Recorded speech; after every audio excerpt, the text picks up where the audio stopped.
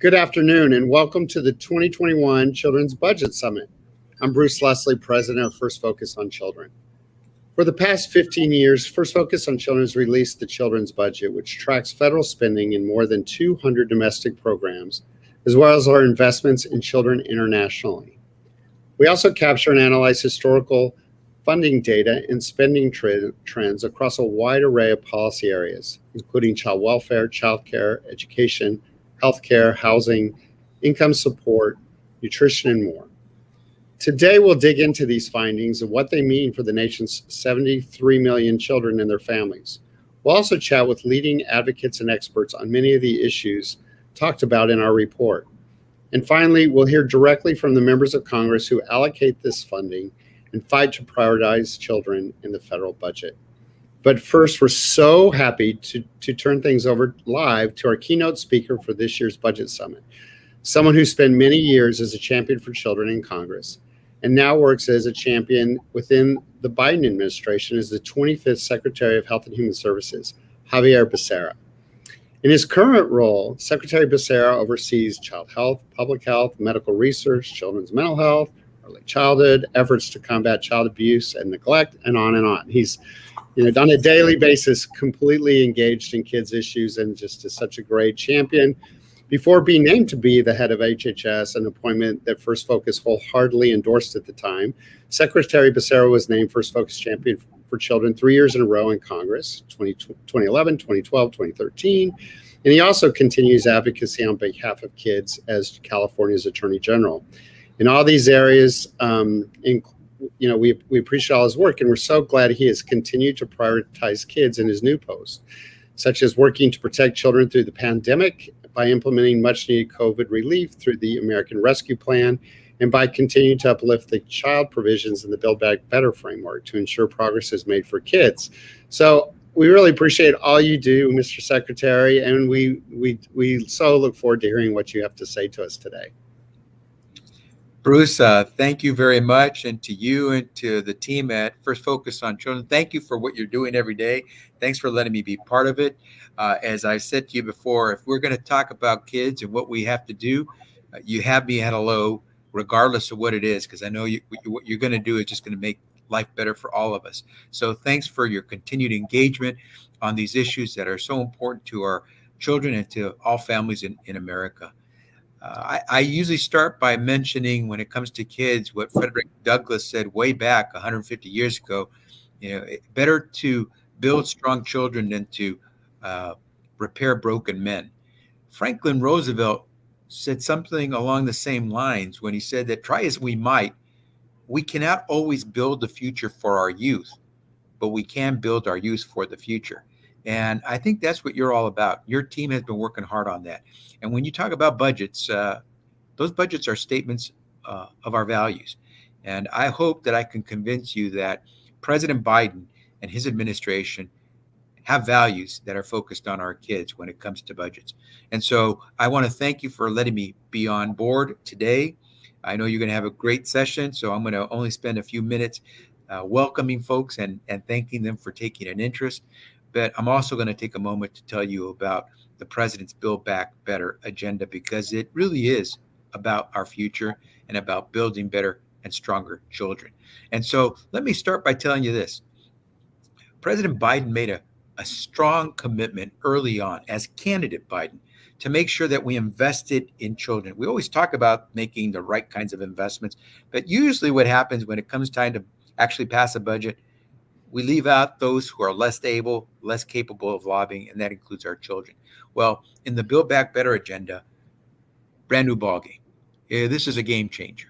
Whether it's on child tax credits, which you and I know have already begun to lift so many children and families out of poverty, the fact that the president made that investment when others haven't, the fact that he's now calling for an extension of those child tax credits to go on beyond the term of the previous passage in the American Rescue Plan, that's amazing. And we need to continue that.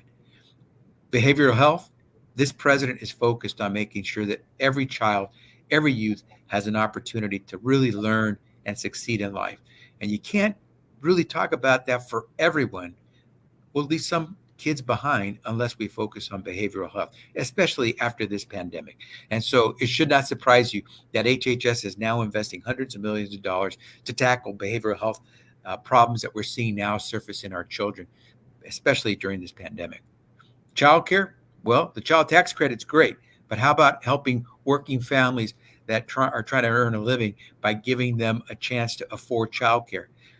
We just are released about $39 billion in the American Rescue Plan to help families afford childcare. And we're going to do more if the Build Back Better agenda is passed in the coming weeks in Congress. Medicaid, CHIP, well, I think you've all seen the effort we've made to expand access to Medicaid in every state in the nation. Only 12 states left to do expanded Medicaid. You saw what the president is trying to do with CHIP. We're trying to make the authorization for CHIP permanent so we don't have to go through the yearly cycle of trying to reauthorize funding for CHIP. That's going to be big. Obviously, the more we help our kids stay healthy, the more our country and our economy stay healthy. Vaccines, what can I tell you? Vaccines, we just announced, starting today, kids can start getting vaccinated that are ages 5 through 11. They now join their brothers and sisters 12 and up, and those adults who can get vaccinated. 15 million vaccines are going out as we speak across the nation to start that first wave of vaccinations for our kids. That's a big one. And the best part about that, no cost to anyone. Regardless of your income, where you live, what your status is, you get to get vaccinated. And that means we can have peace of mind moving forward, especially during these holidays, that we're going to be taking care of all of our family, including our young 5 to 11-year-olds. And so this is great news for all of us. And as I've said, if you're really talking about making investments, you're really talking about your values, because where you put your money is what shows where you really want to make a difference. This president wants to make a difference when it comes to kids. We are all in when it comes to focusing on our children. Over 80 programs hosted by HHS in the president's budget for fiscal year 2022 are focused on kids. They benefit kids, whether it's the child abuse prevention and treatment programs that we're going to have, whether it's Head Start, whether it's CHIP, we are all in. And if you think about the president's budget for 2022, we're responsible for 30% of the child funding that will be in that budget at HHS. So you can see how we have to be all in to make it work right for everyone. At the end of the day, we know what it means to make a difference in the lives of American families. And we start at the beginning with our kids. And so we look forward to partnering with you. We know how important it is to have those who know how to get it done on our side. And so we want to be with you as you move forward, Bruce. Please tell your team we thank you for everything you're doing. Please tell everyone who's partnering with you that we're there as well. All in. It's for our kids. It's for our country. I'm thrilled that we get a chance to work with you moving forward. Thanks for having me. Have a great conference and session today, and I look forward to working with you in the future. Thank you so much, Secretary Becerra. We really, really appreciate all you're doing, and I know that your tireless advocacy for kids is a minute by minute thing, and you go from issue to issue for kids, and we really appreciate all you're doing. Thank you very much. So thanks again to Secretary Becerra, and I just want to now kind of proceed into the release of the budget book. And so walk through what caused the increase that we're going to talk about in the budget and what it means for children and families. I'm delighted to be joined by my colleagues at First Focus on Children and the two principal authors of the children's budget book, Senior Vice President for Budget and Tax, Michelle Dalfor, and Kathy Sacco, First Focus on Children's Vice President for International Children's Policy. We'll check in with them in a minute, but first let me run through some of the key takeaways of our report this year. So, we've been doing this report for 14 years, and what you've seen over a long term is sort of a downward drop year by year. And part of the problem for kids is there's built-in mechanisms in the budget process that basically cause kid spending to be put at a disadvantage. So kid programs tend to be discretionary, so they're not, from year to year they may expire. They're not. They don't have automatic inflation built into them.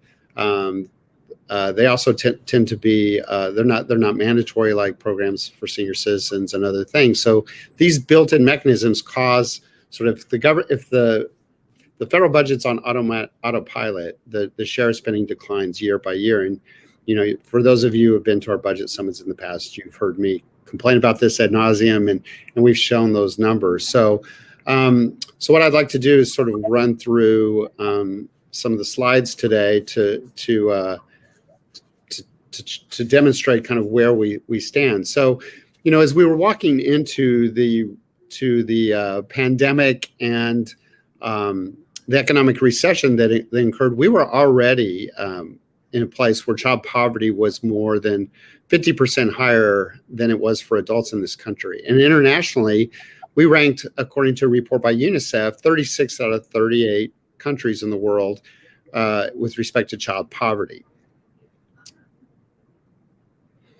When the pandemic began, there was sort of this myth that kids were fine. And so Elon Musk tweeted out that kids are essentially immune. Actually, President Trump tweeted that kids were pretty much fine and everything was okay. But what those of us who work with kids and who work in the child advocacy space knew was that was fundamentally not true, and that every aspect of the lives of kids was going to be being negatively impacted by COVID and by the economic recession. Between 2016 and 2020, the children's share in the federal budget actually dropped by a fairly unprecedented 25%. And this was happening at the same time that for 20 years in a row, we had cut the uninsured rate for kids. And we had actually cut the uninsured rate from 1997 to 2006 by almost 70%. And what we've seen in the last 4 years is rising uninsured rates, rising child suicide rates, high infant mortality, high child mortality, high child poverty, which we talked about, rising child abuse rates, increasing child homelessness, rising child hunger, and a failure to prioritize children in the federal budget process, as this chart shows. So while things were going negative for kids, we were actually at the federal level cutting funding for our kids. So what you see here is this report is a complete reversal of the negative downturn. And so what you can see here is that the share of spending between 2020 was at 7.6% and rose to 11.1%, which is the highest we've seen ever in the history of the children's budget book. And Michelle and Kathy will talk more about that in a minute, but that increase was by 3.5 percentage points, or it's a 55% increase between FY 2020 and 2021. The share of total spending on the international side is not as great of a story.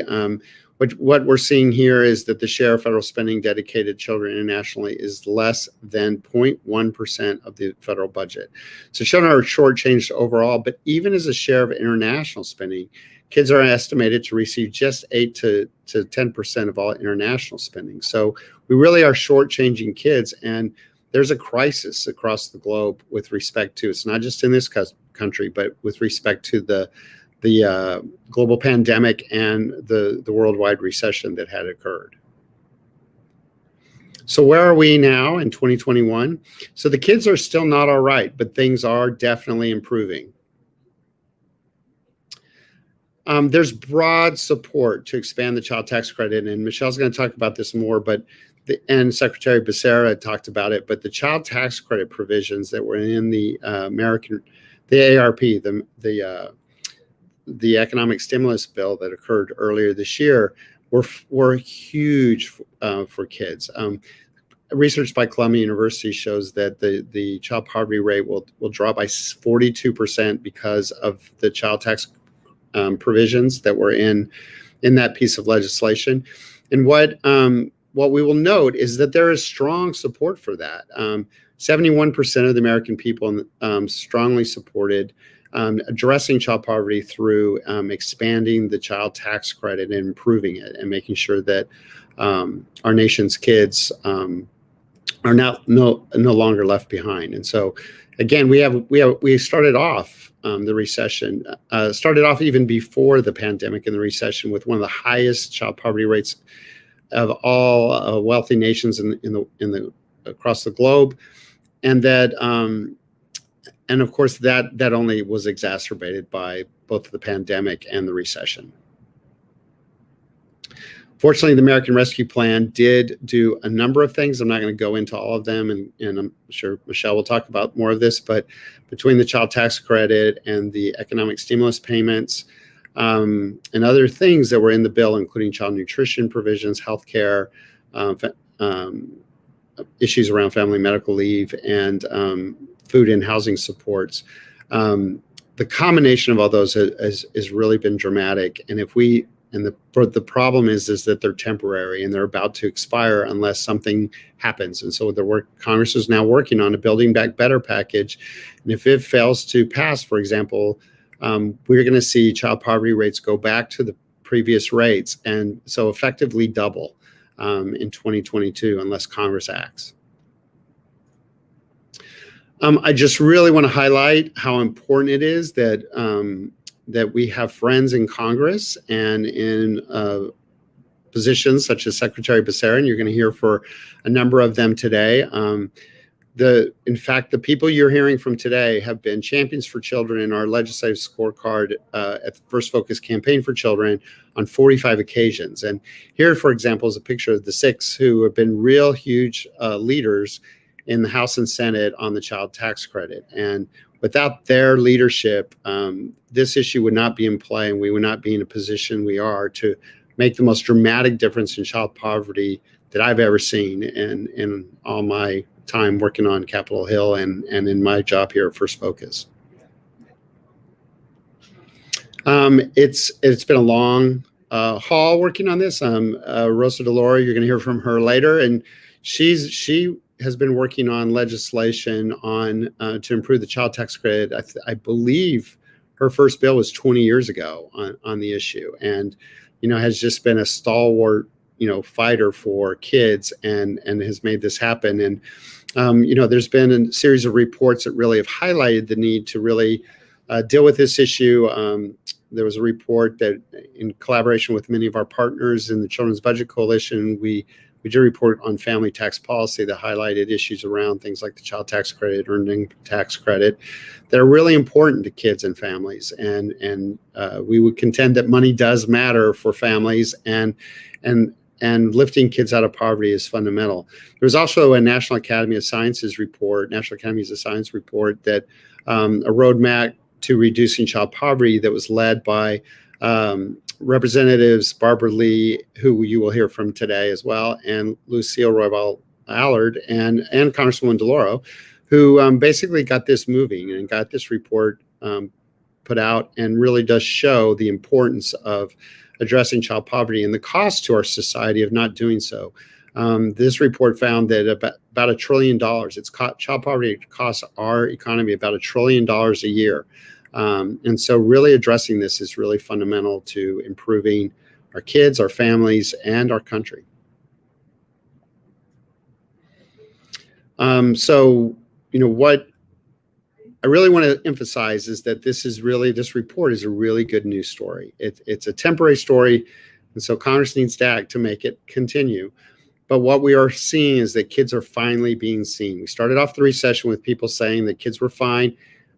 People have learned that kids are really being negatively impacted, and that things like the child tax credit and doing things like Secretary Becerra talked about with respect to children's mental health care and other things are fundamental to really getting kids back on track to making progress.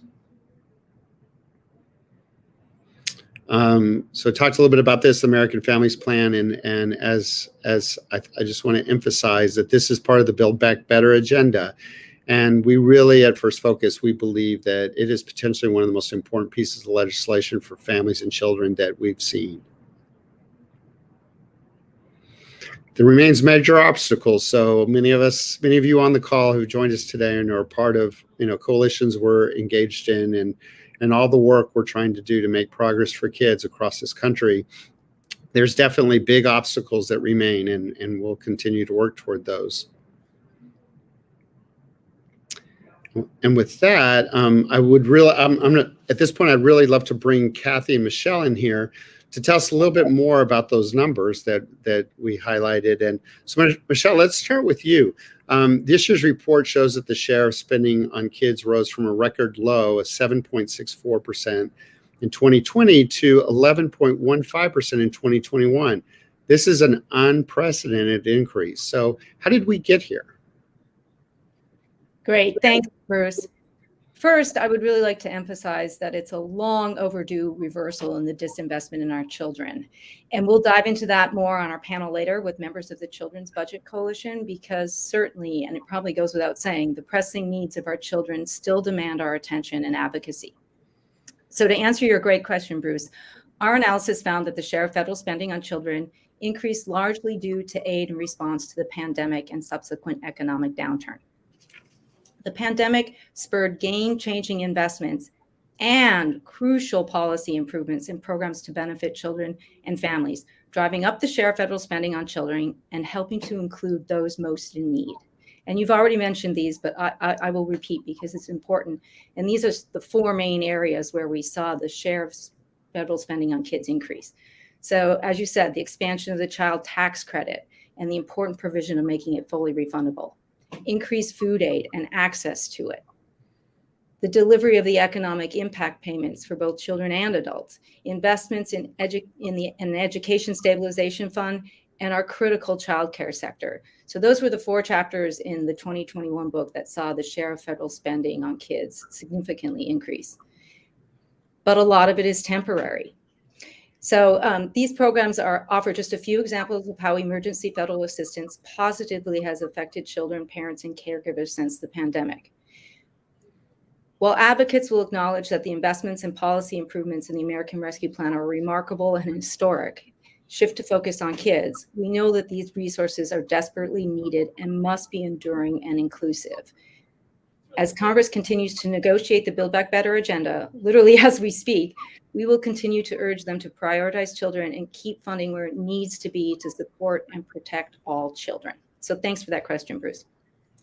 Thank you. And I'll note that, in the last recession, actually, we saw as the bill moved from the House to the Senate, backtracking. So just to emphasize what you're saying, we really urge people to keep on top of Congress to really make this happen. Otherwise, we're going to go backwards, and we really need to make sure that we continue progress for kids. So now let me turn it to Kathy. And Kathy, the story on the international side is definitely a more complicated one. Can you talk to us about that? Sure. Thanks, Bruce. So I wanted to first note, actually, in our analysis in this year's book is that we didn't actually include the COVID-19 funding from the American Rescue Plan Act, supplemental funding, and emergency funding in our analysis of the foreign assistance appropriations, because right now it's not possible to know which programs, directives, and sub-accounts will receive the funds. So we expect to track those funds in next year's children's budget book. Overall, though, we detail in the book that children make up about 30% of the world's population. Yet the U.S. has only devoted just 0.08% of the entire federal budget to children abroad in the fiscal year 2021. And so that equates to 7.6% of the U.S. foreign assistance budget is devoted to children. So nearly 2 years into the COVID-19 pandemic, children around the globe continue to experience dire hardship. They've lost access to education, food, healthcare, and other life necessities. Reported rates of child labor, child marriage, sexual exploitation, violence, child abuse, and neglect have increased as well. I think that number, I think it's so important to highlight that when we talk about what you just said, Kathy, the 0.1%, it's less than 0.1%. It's not just that it's a penny on every dollar of the federal government. It's far less than that. It's a tenth of a penny, of less than a tenth of the penny of all the federal spending. So of a dollar. And so it's when you think about all the issues that are facing the world's children, it's we've got to do better. And so so let me pose another question to you both. So Michelle, you had talked about that this year's increase is very positive, and as we talk about it, First Focus all the time, money does matter to families and kids and their lives, but it could be temporary unless we work together to ensure kids get their fair share. So, what kinds of things do we all need to do to make that happen, and what other takeaways do you have, and would you like to share with advocates across the country about what they need to know from this book? Thanks, Bruce. I'm going to reverse order of your questions and add one other important takeaway that I'd like to emphasize. I would hope that one thing we make clear is that policymakers must do more, not only to increase resources for children overall, but also address the systemic racial inequities that prevent equal access to these federal resources for all children. Children of color continue to experience poverty and food insecurity at higher rates than white children and face greater challenges to accessing quality healthcare and educational support. Kids are not getting their fair share, and racial, social, economic, and geographic inequities baked into our system continue to drive the unfair distribution of federal resources. That must change, and the moment for change is here.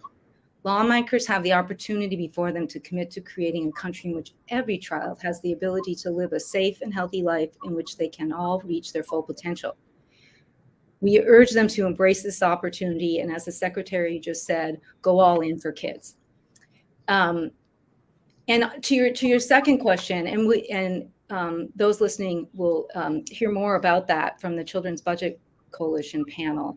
But I think I would emphasize the fact that that coalition in particular focused on federal resources and prioritizing kids and federal budget decisions. We come together representing over 80 different organizations over a broad policy landscape, but with a collective voice when it comes to investments in children. And I think that has made a difference in messaging and telling the story for the needs for kids when we're on Capitol Hill and talking to policymakers.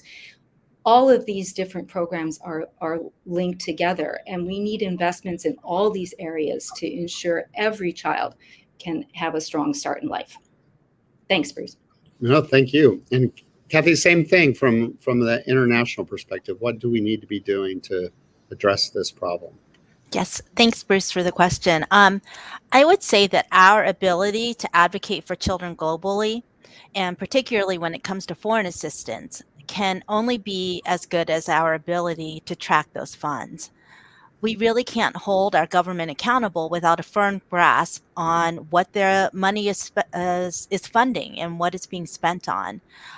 We simply need to do a better job at tracking U.S. government spending that benefits children and youth abroad. So we're right now interested in the State Department's efforts to improve and monitor foreign assistance data. And I'll talk about this more, a bit more during my panel or during the international panel later in the program. But I'll say that we are currently exploring the newly consolidated foreign assistance website and hope that it will bring increased transparency and funding that helps children and youth internationally. We also look with interest at the first annual report to be issued soon as the result of the implementation of the Global Child Thrive Act. The Global Child Thrive Act actually seeks to elevate and track efforts and programs related to early childhood development. So these efforts are very important to evaluate the unique needs of children. But as we all know, children's lives do not exist in sectors or silos. Children's needs must be addressed in a holistic manner across their lifetime. So elevating children begins by adequately funding programs to best help them to survive, thrive, and reach their full potential. Very important points that from both of you. And so thank you so much. I really encourage everybody to listening today to download Children's Budget Book. It's on our website, and really go through it and use it as a resource. We put this out to everybody for the purposes of them using it to, whatever best way they see that they can use it to advocate for our nation's kids. And so thank you both for all your work on that. Also want to thank on staff, Jessica, Olivia, and Connor for their work on this, and our former staff person, Chris. It was a huge group effort, and also our partners at the Children's Budget Coalition and the Child Poverty Action Group, and also our funders. So I want to thank all the people who really played a role in putting this kind of monumental book together. So thank you both. I'm now incredibly excited to bring in our first congressional speaker, and we are so honored to have Senator Chris Van Hollen of Maryland join us. I'm personally proud to have him representing the great state of Maryland in the U.S. Senate. He's my senator, and I really appreciate all he does and his focus on kids.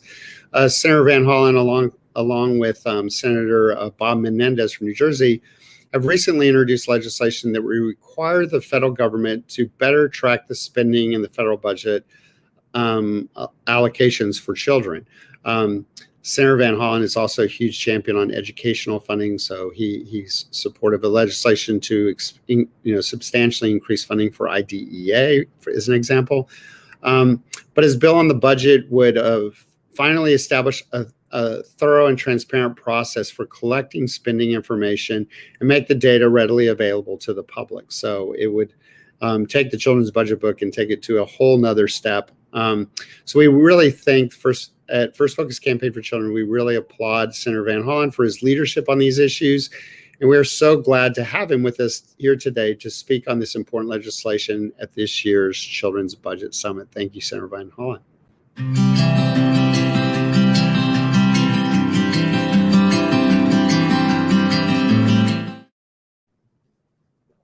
Hi, I'm Chris Van Hollen, and I'm proud to represent Maryland in the United States Senate.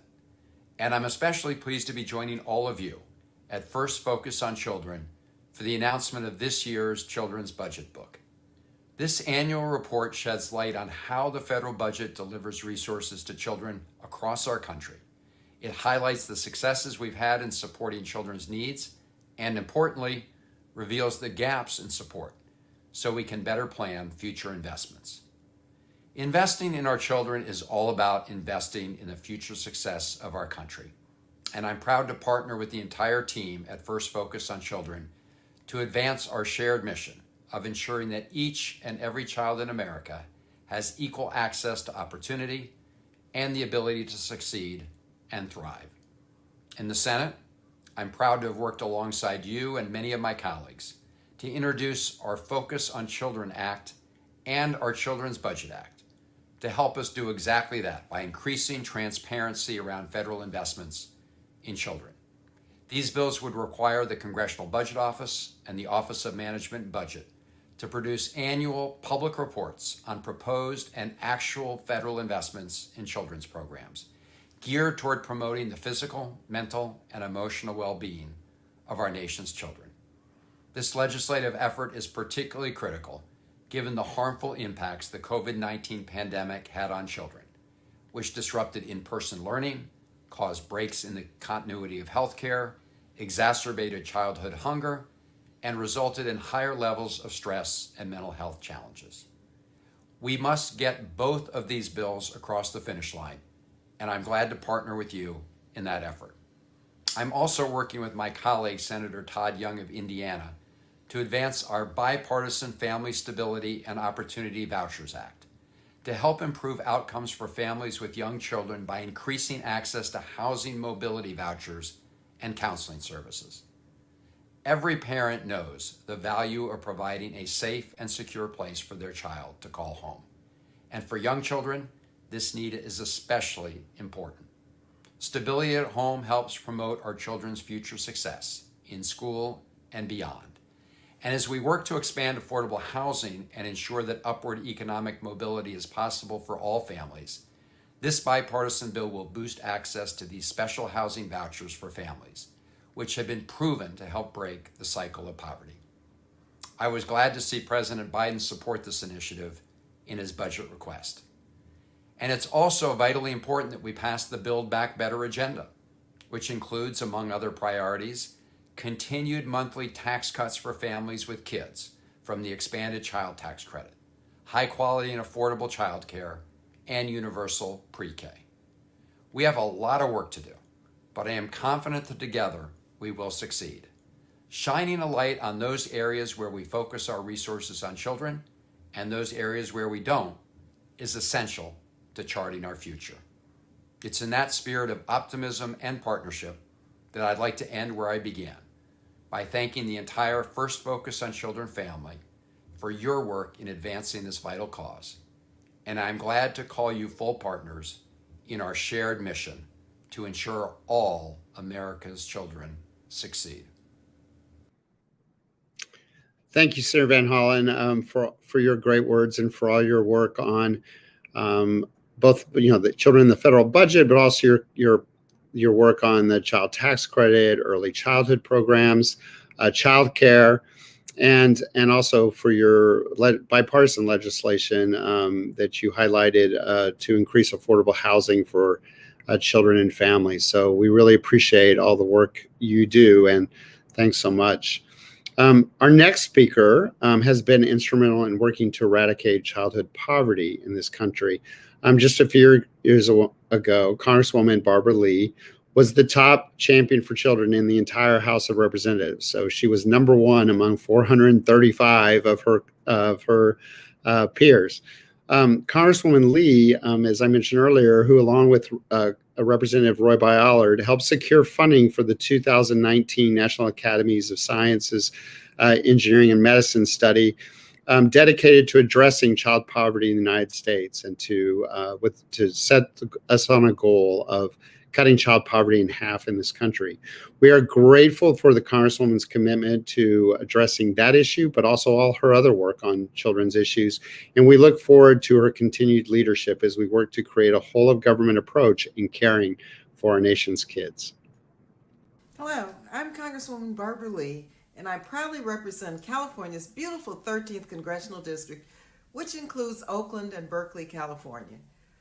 Thank you to First Focus on Children for all of your work to ensure that children and families are a priority in federal policy and budget decisions.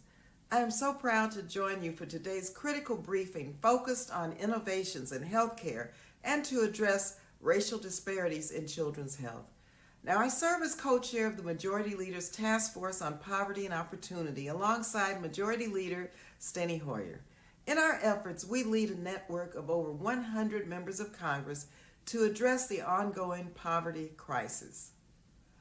In 2015, I was so proud to work with Congresswoman Lucille Roybal Allard with our efforts to support advocacy of the First Focus Campaign for Children to secure funding in the fiscal 16 omnibus spending package for a National Academy of Sciences study to analyze child poverty in the United States and to make recommendations. Historically, the United States has had a high rate of child poverty, significantly higher than other developed countries, because we have continually failed to sufficiently invest in our children.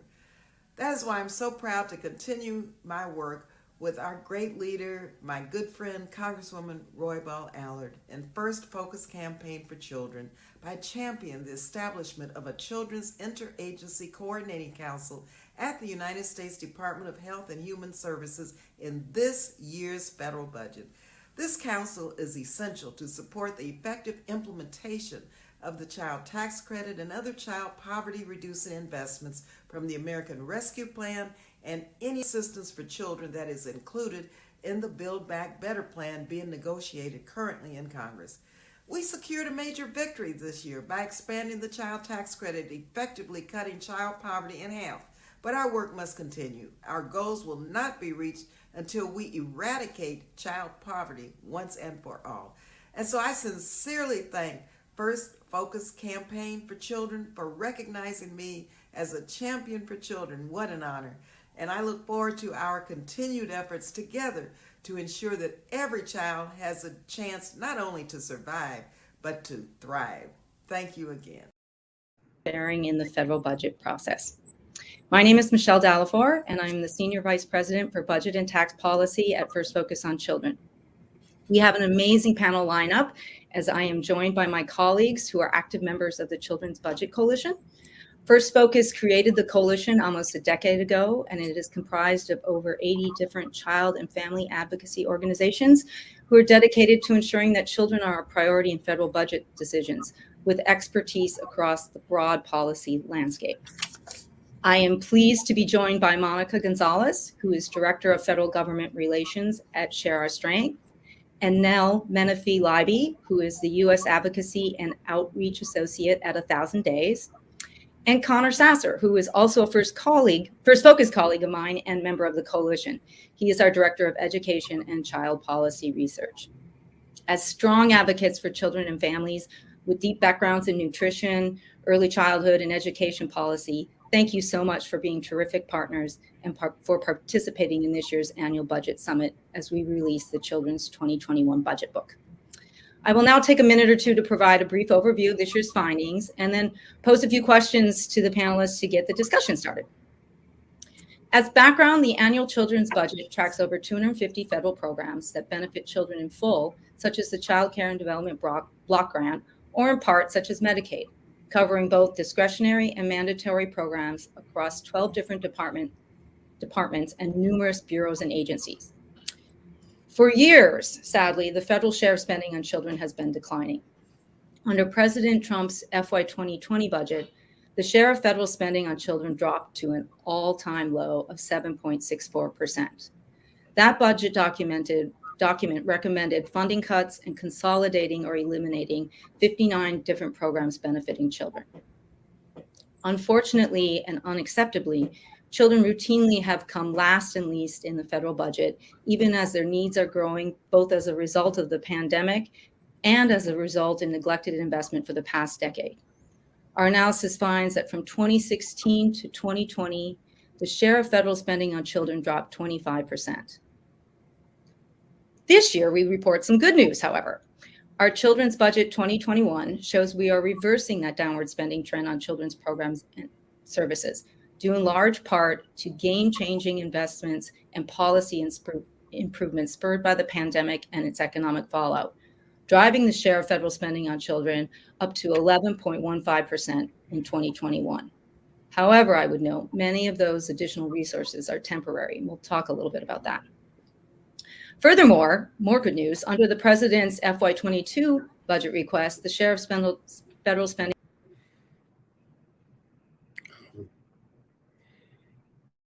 on children would increase to 12.65%, as he recommends increasing non-defense discretionary spending by approximately 16%. With that said, there is more to do. Even before the COVID-19 outbreak, child poverty in the US was persistently high. And we know that every aspect of our children's lives has been disrupted by the pandemic and related economic collapse. We continue to see stubbornly high child poverty rates, rising rates of uninsured children, child hunger, suicide, child abuse, and increasing child homelessness. As we speak today, Congress is debating the details of additional investments and policy improvements under the President's Build Back Better framework and the annual FY22 spending bills. So let's talk about where kids stand. So I welcome you all and thank you again. And this first question is for each of you to answer and has a couple of parts. As I mentioned, the Children's Budget Book tracks approximately 250 programs in 10 different subject matter chapters. Again, our analysis finds that there's an increase in the share of spending on kids, and particularly we saw an increase in 4 chapters: early childhood, education, income support, and nutrition. Given your advocacy work and policy expertise in those areas, I ask each of you to highlight some of the significant investments and policy changes that have been transformational for children in FY 2021. I'm particularly thinking of the American Rescue Plan passed earlier this year, and then how the current debate around the President's Build Back Better agenda and the FY22 funding decisions may impact children. So please share some of those policy changes and any early outcomes we are seeing, and mention some of the progress that we faced with the investments on children. So now I will start with you, and then Monica follow up, and end with Connor. So thank you all again. Great, thank you, Michelle. Starting in early childhood, there have been some really significant investments made between the American Rescue Plan, like you mentioned, as well as regular FY21 spending. And there is the opportunity for huge investments in the Build Back Better Act, although those currently sort of sit in limbo. In the American Rescue Plan, a couple of things to highlight. In the Special Supplemental Nutrition Program for Women, Infants, and Children, or WIC, there was an expansion of the cash value benefit, which allows pregnant women, postpartum women, infants, and young children access to fresh fruits and vegetables. That has been extended through the end of this year, although currently sits in a little bit of uncertainty with the FY22 budget. There were also significant investments in early childhood education and childcare, both through the CCDBG block grant, as well as specific childcare emergency funds in the American Rescue Plan to shore up childcare providers who were struggling during the pandemic. I'll also note a couple of really significant investments in maternal health, because we know that healthy childhood starts with healthy pregnancy. The McVie, that's Maternal, Infant, and Early Childhood Home Visiting Program, got a significant investment in the American Rescue Plan Act, as well as states were given the opportunity to extend their postpartum Medicaid coverage, which would allow postpartum women to stay on their Medicaid health insurance for a full year postpartum, meaning that they could get the medical attention that they need following pregnancy. And we know that kids are more likely to be insured when their parents are insured. Currently, that program is set to be extended and receive additional support in the Build Back Better Act, although, again, nothing is certain right now. And I would be remiss if I didn't mention, because it's so important to my work, that paid family and medical leave has been a significant area of discussion that would really provide crucial support to children in those early days of life. Currently, it is not included in the Build Back Better Act, although we are assured by our champions in Congress that we are not done until the president's signature is dry on the page. So that is sort of where things sit for early childhood right now. Great, thank you so much. Now, Monica, we'll turn to you next. Thank you. Michelle, I think one of the things that's really important to recognize is that this pandemic left so many kids and families behind, particularly Black and Latino children.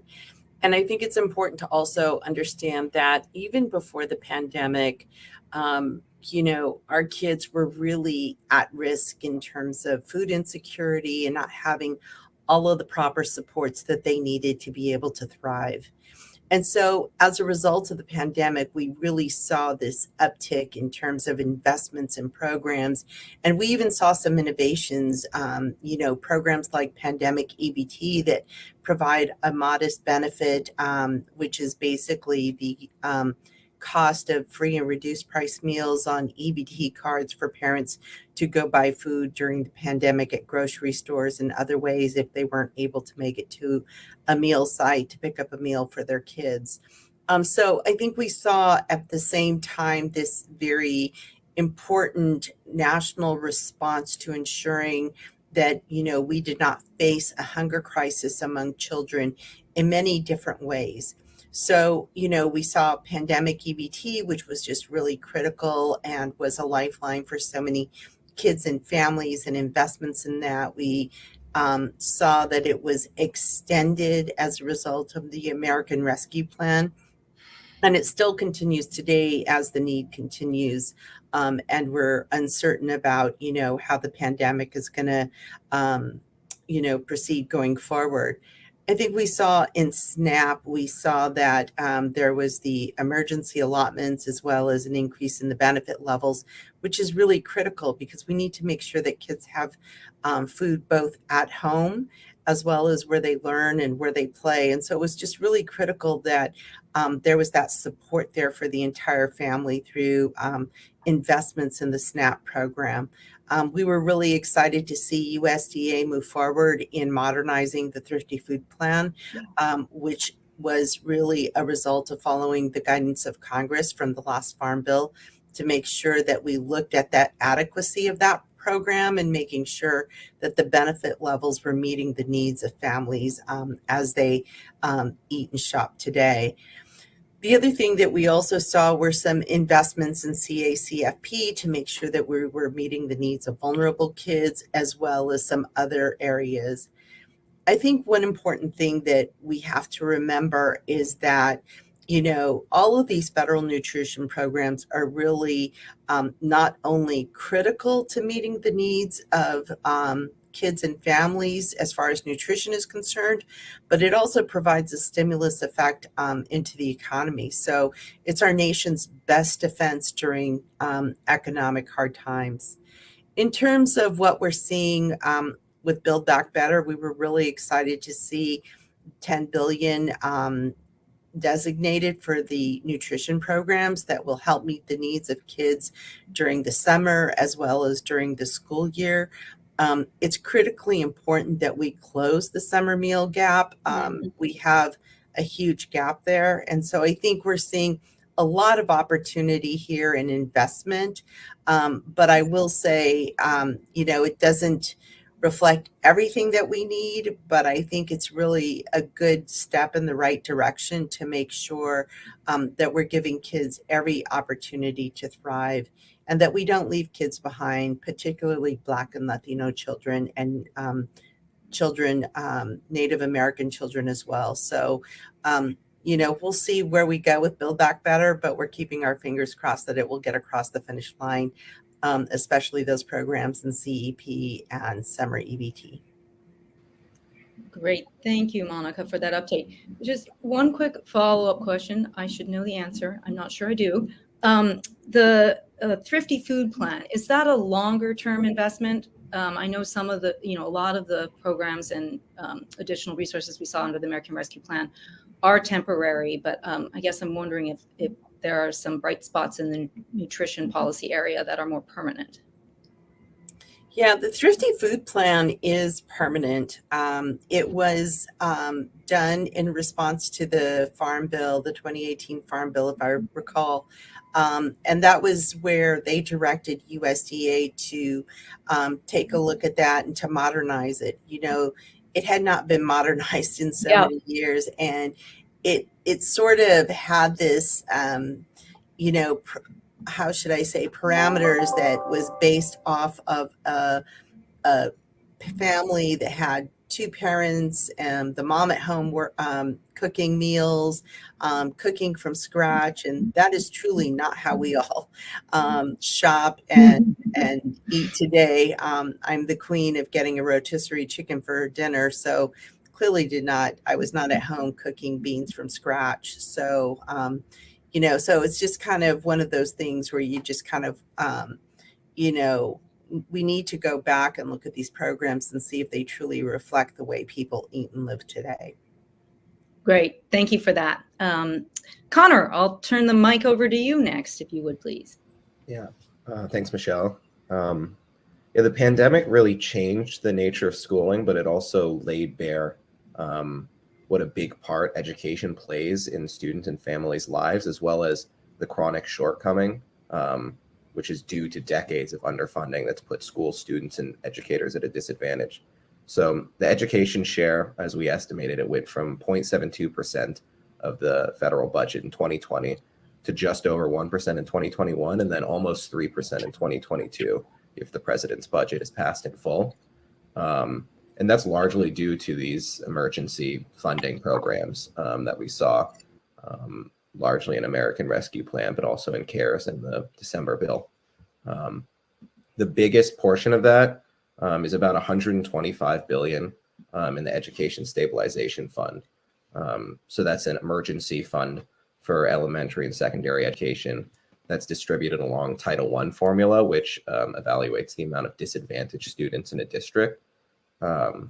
Local school districts get about 90% of that stabilization fund directly, but a lot of that has to go towards learning recovery plans. And so that's really bolstered education budgets during this crisis, but it's also covered up a lot of these chronic shortcomings that we've talked about. And it's good to note that, of course, these are one-time infusions of cash. These aren't regular programs. So while they're masking some of these underfunded programs, this money is not going to last forever. And we need a long-term program that's going to help us build schools back better. The ARP also funded the Emergency Connectivity Fund, which has up until now provided $7 billion to help schools and libraries provide connected devices like laptops and tablets and Wi-Fi connectivity to students and school staff. Almost 20% of kids have said that at times they can't finish homework assignments because they lack access to a broadband accessible device. Obviously, the pandemic has moved schooling remote, but it's also exacerbated, I think, a trend that we've already seen, which is that schooling has more and more become online. And having access to Wi-Fi is not just something that helps kids, it's a necessity to learn. And the Build Back Better's Act's draft bill contains $300 million for that program, which is good, but this is a really vital problem to attack, the digital divide, the homework gap. And we're hoping to see some kind of long-term funding. And yeah, the Build Back Better plan and President's 2022 budget has a lot of movements towards solidifying some of the gains that we saw, especially through the Education Stabilization Fund. But as Nell pointed out, a lot of that's in limbo right now. All right, Connor, thank you for that update. I would just add in the income support category, which saw an increase of about 37% in the share of spending on kids, largely due to the economic impact payments that were delivered in response to the economic downturn. And then for the first time in the book, we're covering 3 of the sort of child-friendly tax credits, including the child tax credit, the child independent care tax credit, which was made fully refundable for the first time. There were other improvements to it as well, but made refundable, fully refundable for the first time in the American Rescue Plan, as was the child tax credit. And then also we included the earned income tax credit for children. So those are really the big increases in the income support chapter. And I'm sure many of you who are listening have been reading about the benefits in terms of child poverty reduction that the investments in the American Rescue Plan would achieve, probably cutting child poverty by over half in 2021. To the point, Monica, well, the other thing that I would add, that in September, Columbia University has been doing sort of monthly research on the advance payments of the child tax credit. And so they found that in September, the child tax credit payments kept 3.4 million children from poverty. I think the other thing, going back to what Monica mentioned about sort of the racial inequities, the improvements to the CTC would disproportionately benefit Black and Brown children who have been left out of that benefit, largely due to the fact that their households didn't have enough income to qualify. So it is good to see that the CTC and the EITC combined together would lifted 2.7 million children out of poverty in 2020. So I just want to elevate those.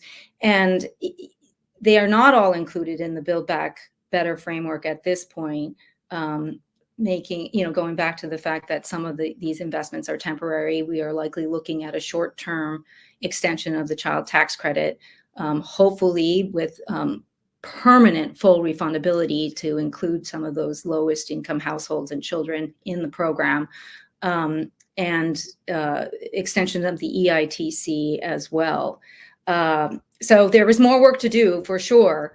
So I thank you all for highlighting the different areas, the progress we've made, what we're learning, the lessons that we're learning, and that we know these investments work. So shifting a little bit, I'd just like to share with those listening some of the advocacy work we do. We all work together through the Children's Budget Coalition, and spend a fair amount of time with appropriations committees because disproportionately kids programs are funded through the discretionary process and the annual appropriations process.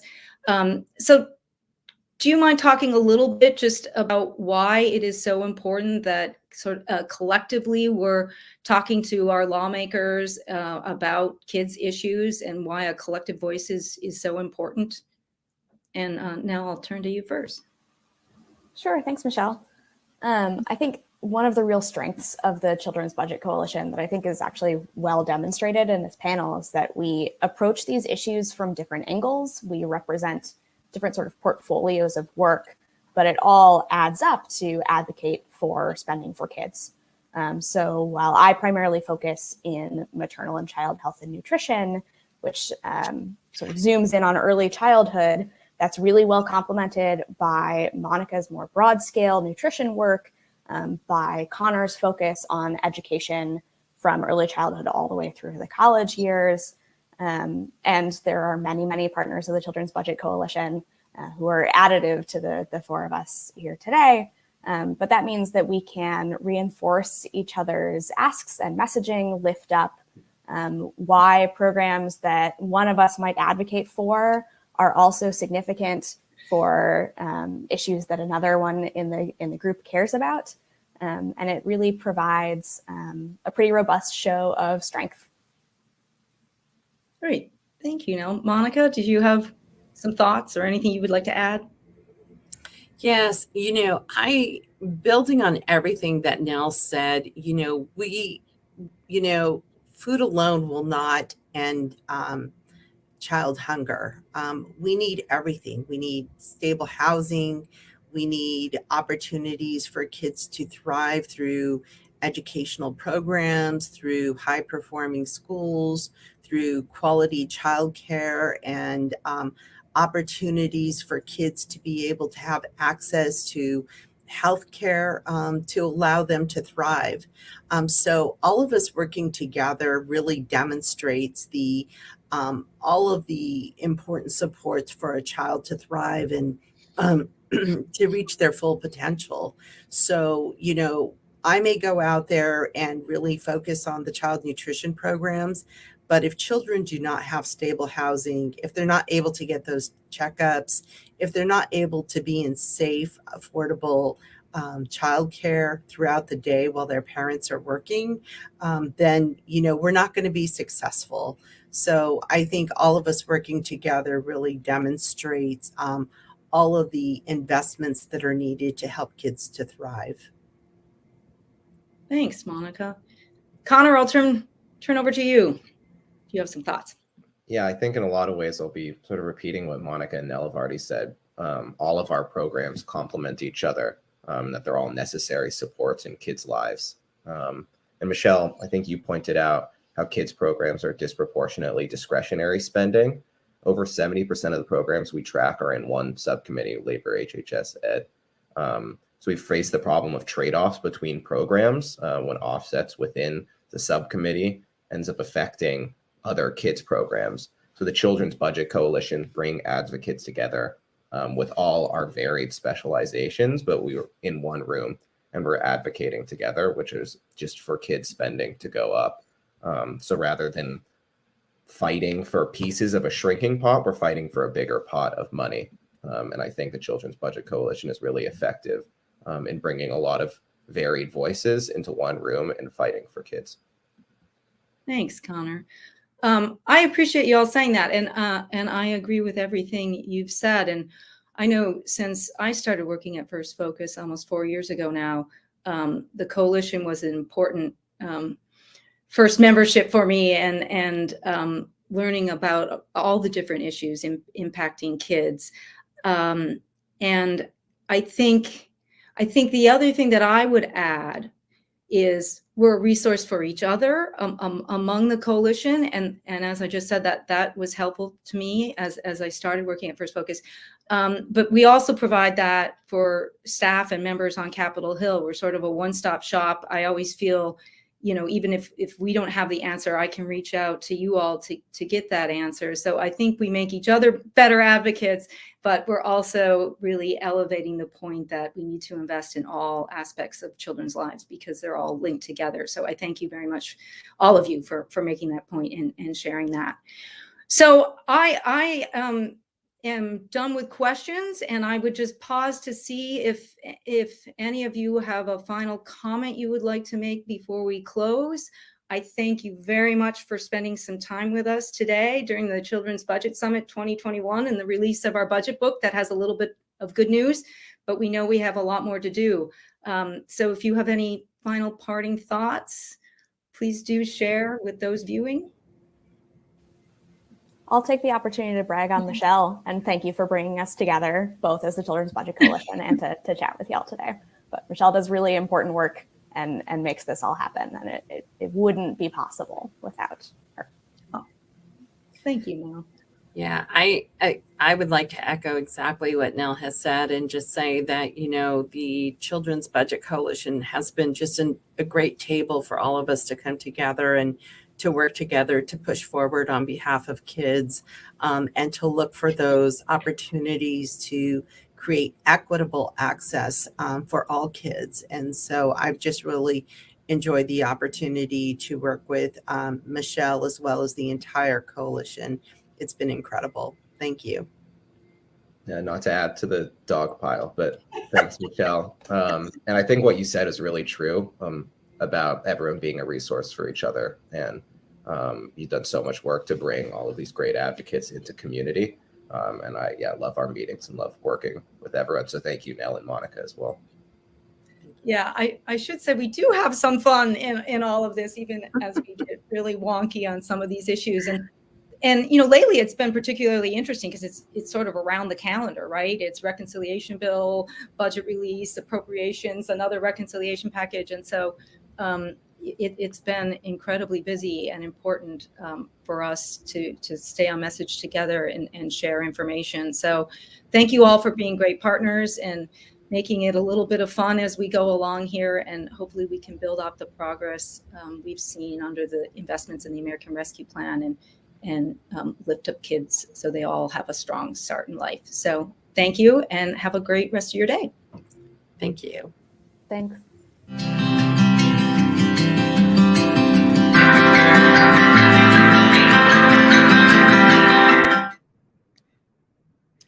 Thank you to the Children's Budget Coalition members for joining us today to talk about investing in kids. And I just, I'll add to what everyone was saying is that I really appreciate all the hard work that people in that coalition do. And I really admire and respect so many of the organizations that are part of it and just how they really put kids in the forefront of what they're doing and really making a difference in the lives of kids. And for all of you who are advocates in wherever you may be for children, it's, they need our voice and to really help. And the Children's Budget Coalition is a great example of people coming together to do so. So thank you all for all your work and thank you for joining us today.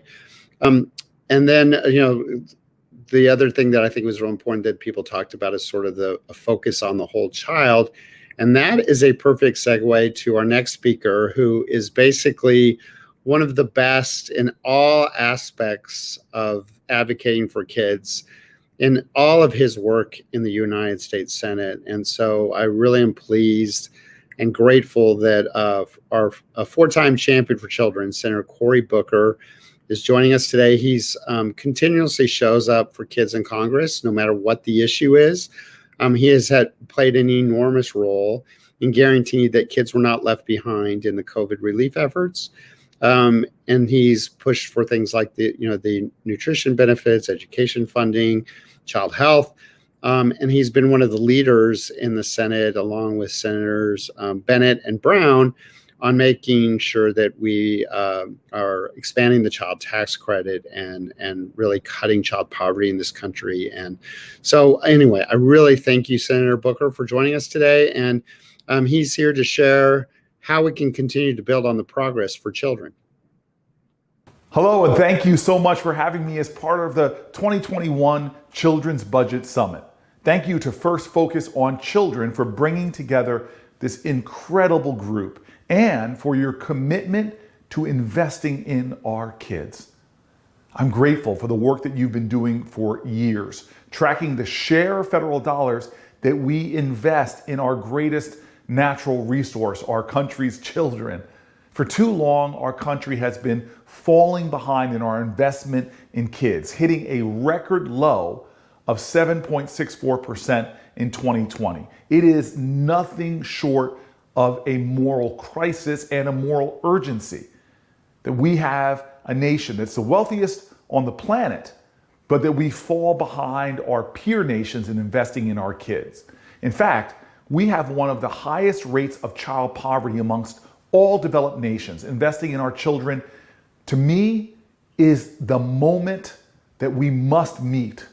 We all lose when we aren't fielding a full team of our children at their most empowered, most nurtured, most supported. We know, for example, that expanding income to families with children in poverty results in those children being in better health, doing better in school, working more hours per year, and earning more as adults, as well as being less likely to end up in our criminal justice system. A report by the National Academies of Science and Engineering and Medicine found that child poverty costs us as much as $1 trillion each year, or 5.4% of our GDP. This is driven by the higher crime rates, the health outcomes, the lower earnings, all the things I mentioned earlier. Every dollar spent, therefore, combating child poverty saves us $7 down the road. That is unbelievable return on investment. In fact, the best investment we have in America is our children. And so we have to end this policy failure. We have to end this policy nightmare. Our country has to step up and reform what is an unfair tax code. It has to end all of these negative implications that are coming from what I think is a poverty of empathy, not having true empathy for the challenges that are facing our children. So I'm grateful for you. We together can end this. We can change what's being done. We can not just combat child poverty, but we can elevate all of our children's well-being. We can expand the world of possibility for our nation and the world by focusing on our kids. Thank you for having that mission. Thank you for having that determination. Thank you for that great patriotism, because you can't love your country unless you truly, not just in word, but in deed and policy, truly love your fellow countrymen and women. Thank you so much. Thank you so much, Senator Booker. We just always so appreciate all your tireless advocacy and support of kids and really everything you do. So we really appreciate it all, and look forward to continuing to be a partner with you on all matters kids and families. So thank you so much. The next portion of our event focuses on international spending. This is the second year in which First Focus on Children has included forward and assistance funding in the Children's Budget Book analysis. We're honored to welcome Michelle Sumilas, Assistant to the Secretary of the Bureau of Policy, Planning, and Learning at USAID, to open the International Spending Panel. She joins us today to provide an update on the state of children globally and share direction on how the federal government can work together to address the needs of kids worldwide. Good afternoon from Washington, D.C., and welcome to the annual Children's Budget Summit hosted by First Focus on Children. My name is Michelle Similis, and I serve as the Assistant to the Administrator in the Bureau for Policy, Planning, and Learning within the U.S. Agency for International Development, or USAID. I am thrilled to be here with you and to speak today about the importance of investing in children and their families, as well as to outline how the U.S. government is working across agencies and sectors to provide a more holistic approach to foreign assistance for children and their families. It is evident that COVID-19 is exacerbating the risks that vulnerable children and their families face globally. Not only is the pandemic disrupting public health and food systems, it is also perpetuating the cycle of poverty and bringing instability to our world, leaving millions of children, adolescents, and their families around the globe without proper access to food, education, and childcare. In addition, an estimated 5 million children globally have lost a parent or a caregiver due to COVID, and these children are at higher risk of experiencing mental health problems, physical, emotional, and sexual violence, and family poverty. Investing in and developing programs tailored to children, parents, and their families is one of the best investments a country can make. In our work, we have seen how services that are sustainably financed, managed, and delivered lead to stable, resilient, and prosperous families and communities. USAID is proud to be the lead agency for the whole of government advancing protection and care for children and adversity strategy, which commits the U.S. government to investing in the development, care, dignity, and safety of the world's most vulnerable children and their families. USAID also leads the implementation of the new Global Child Thrive Act, which requires U.S. government policy to support early childhood development in relevant foreign assistance programs. With these mandates, USAID and interagency partners such as the Department of Health and Human Services, the Department of Labor, the State Department, and the Peace Corps work together to strengthen the capacity of governments to support resilient and prosperous families and their communities to enhance a family's ability to protect and care for their children. Last year, U.S. government foreign assistance to promote healthy development within safe and protective families reached more than 27 million children. In Rwanda, we are working closely with the government to deploy 30 social service professionals to each district and to mobilize and train nearly 30,000 community-level paraprofessionals as the first line of child protection and family strengthening support. In Kenya, Guatemala, and Moldova, through the Changing the Way We Care Alliance, USAID is supporting safe and nurturing family care for children previously living in institutions and children at risk of separation from their families. We are also collaborating with the private sector in this effort. A joint pledge of $24.5 million between USAID, State Department, and the Lego Foundation to Education Cannot Wait is championing learning through play for children in crisis and conflict with holistic programming that builds on children's social and emotional skills. These are just a few examples of how USAID and its partners provide programming that addresses children's health, nutrition, safety, and security, and creates opportunities for responsive caregiving and early learning. USAID welcomes the findings in this year's Children's Budget Book and its analysis of the federal budget designated to children. The U.S. government has also been working to increase the openness and transparency of foreign assistance. USAID and the Department of State have jointly relaunched foreignassistance.gov, an interactive dashboard advancing transparency by publishing U.S. foreign assistance, budget, and financial data that is usable, accurate, and timely. By tracking foreign assistance spending, the U.S. government, its partners, stakeholders, and the public can better understand which countries and sectors are recipients of foreign assistance, reduce overlap, collaborate more effectively, and work more cohesively to tackle today's most pressing global challenges, such as the hardships experienced by children and their loved ones. So thank you, First Focus on Children, for hosting today's event. And thank you to all of the participants for coming together to discuss the importance of investing in children and families. Thanks to Michelle Samilis for outlining how important foreign assistance funding is for children around the world. Good afternoon, everyone. I'm Miriam Abaya, Senior Director for Immigration and Children's Rights at First Focus.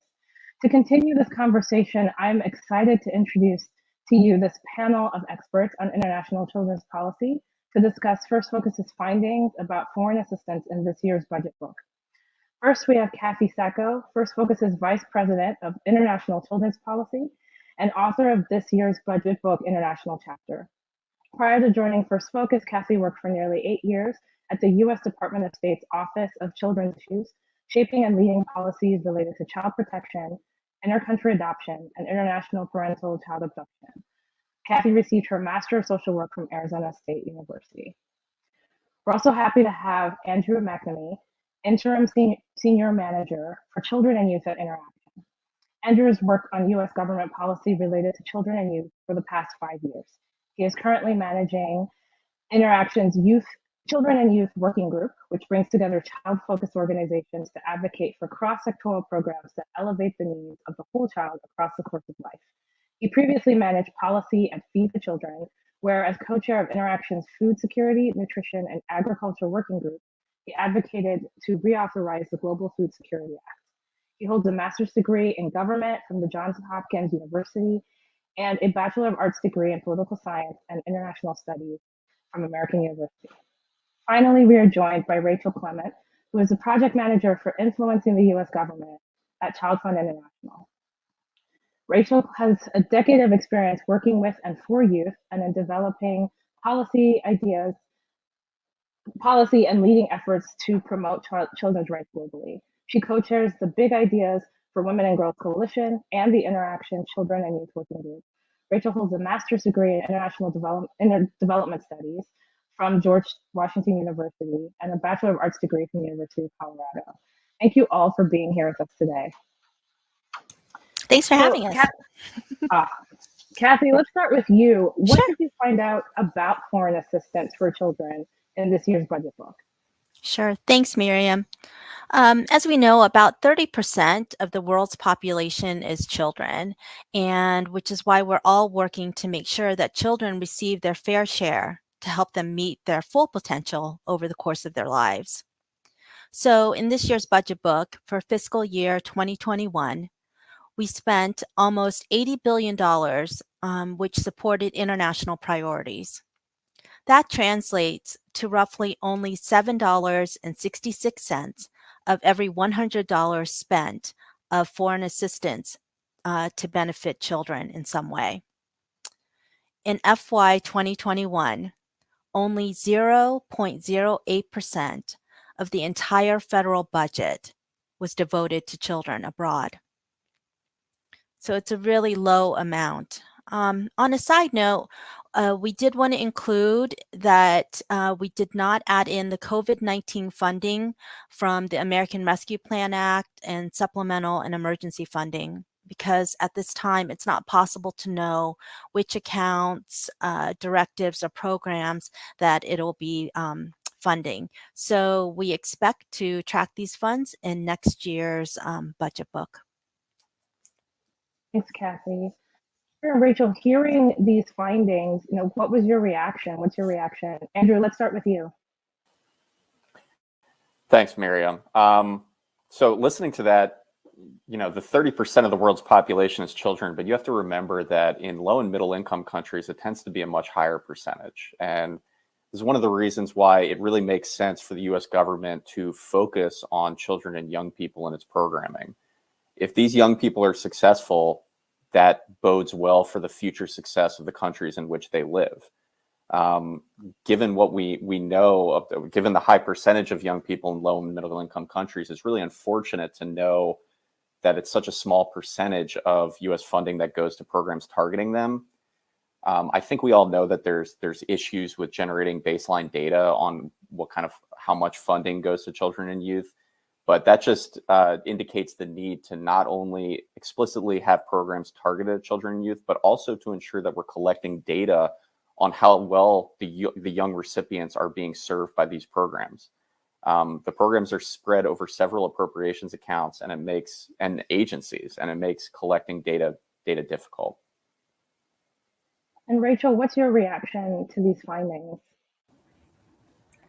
Yeah, I have to say I'm really disheartened at the findings. I think your budget book last year found that $9.50 out of every $100 that's spent on foreign assistance goes to children.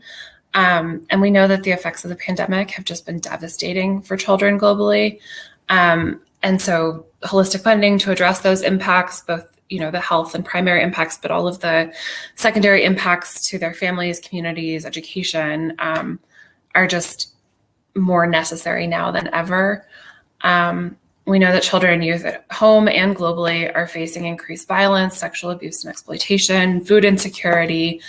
And there was the recent Lancet study that demonstrated that 5 million children are predicted to lose a mother, father, or other primary caregiver due to COVID-19. These impacts are just going to be felt for years, if not decades. So to hear that the amount of funding that's going to children is actually decreasing at this critical time is just kind of hard to hear. Current projections show that the pandemic is going to set children specifically back by 20 years in key areas like education and nutrition, and we just can't afford that kind of setback. Kids definitely can't. So, yeah. Yeah. Yeah, Rachel, you brought up a really critical point, and that's the COVID-19 pandemic's impact on kids. So we're all based in the United States and have seen and felt firsthand the impact of the pandemic here, but this is a global pandemic. So Kathy, can you elaborate on what you were saying earlier about findings on foreign assistance to address the pandemic globally? Yeah, sure. As I stated earlier and that you talked about, Miriam, was that there have been foreign assistance funds from the American Rescue Plan Act and supplemental emergency funding for COVID-19, but we weren't able to track the funding in this year's children's budget book because we don't know what programs, directives, sub-accounts that the money will be funding. And once again, this just highlights the challenges that we have of trying to track foreign assistance funding that benefits children and youth. We hope to work with the federal government to continue to push for policies and procedures to make funding more transparent and also better follow the investments. And clearly tracking that funding is important given the impacts. And Rachel and Andrew, you guys have both hinted at this. So Rachel, I'll go to you next. Can you talk more about what Child Fund has discovered about the impact of the pandemic on kids worldwide? Sure. So just a little bit about the organization that I represent. Child Fund is a child-focused international development organization that works in 24 countries, including here in the United States, to connect children with the people, resources, and institutions that they need to grow up healthy, educated, skilled, and safe. We do this through over 250 local implementing partner organizations, as well as our country offices. So I will say that our response has just varied greatly, not only country by country, but community by community, based on exactly what local needs are and also what COVID safety protocols are in place. So in countries where school hasn't resumed in person or is being delivered in a hybrid online model, we've delivered a lot of our services online or by using local television and radio to help reach families with key messages and educational support. And while we're really proud of the work that we have been able to do during the pandemic, COVID has just created these really stressful situations for children and their families. And we're just, as I mentioned before, seeing increased rates of economic insecurity, food insecurity, learning loss, reports of violence, including online violence, that are all related to this pandemic. So there's just no question that we need to increase global attention towards the needs of children and youth and in supporting their caregivers right now. And Andrew, what has Interaction discovered about the impacts of the pandemic on children around the world? Thanks, Miriam. So two points I would want to make on this. The pandemic has drastically affected the mental health of children. You have to think about the effects that they've seen of COVID in their own lives. I mean, parents and guardians have lost livelihoods. They've potentially lost their own lives. You have to think about the oldest siblings in large families who are now essentially responsible for raising their younger siblings because the parents have passed away. And these people are barely out of childhood themselves in many cases. Or even the orphans now who are forced to defend for themselves after losing parents and extended family members. The effects on children's mental health are going to essentially be potentially lifetime effects, and it's something that we need to keep in mind as we continue to respond. Interaction has actually endorsed a bill called the MINDS Act that is intended to improve global mental health outcomes It codifies a coordinator for mental health and psychosocial support at USAID. It also establishes a working group to promote mental health and psychosocial support best practices within U.S. government programming. The other thing that I would want people to keep in mind is the effects on children's education. Rachel mentioned a little bit of this, and I know after a year and a half or more of American parents dealing with this pandemic, seeing their own kids struggle with remote learning, I think we can all understand how that would be even more challenging in the context of a low and middle income country where potentially your internet is not as good. And we've seen negative effects. Schools closed, and even where they remained open, the rate of girls participating in school declined. And the longer schools are closed, the harder it is for kids to catch up once they're back in school. Interaction actually endorsed another bill, the Global Learning Loss Assessment Act. It requires USAID to report on the impact of the pandemic on its basic education programs. I think, and we believe, that the first step in determining what has been lost is determining what has been lost before we can start to come up with a plan to catch up and to make sure that these kids get the basic education that they need. So from what you've both said, the pandemic has impacted almost every aspect of children's lives, from education to physical and mental health and safety to family life. But Kathy, one of the things I noticed about the budget book and about international foreign assistance is how many accounts there are and how specific they are to different issue areas that impact kids. So what does the funding tell us about the silos of U.S. foreign assistance for children? Sure, you're correct, Miriam. We've identified 25 accounts that provide programming related to global children and youth. And then that federal funding is spread out among 26 to 30 agencies, depending on the fiscal year. The funding often targets programs in low and middle income countries by sector. So, for example, the Displaced Orphan and Children's Fund has funded violence against children surveys in Colombia and Moldova, while the Department of Labor has funded grants to address child labor and forced labor. And so what that's resulted in is when you have the involvement of multiple entities, it often means there's little holistic understanding of the complex and unique needs of children and youth. And what that means is that programs and policies for children and youth may be lacking. There may be gaps, it's missing, they lack adequate funding, or they just fail to address children's needs in a holistic way. So Andrew and Rachel, both your organizations are working to address exactly what Kathy is talking about, advancing a whole of government approach to foreign assistance for kids. So what does the government need to do to support children around the world holistically? Let's start with Andrew.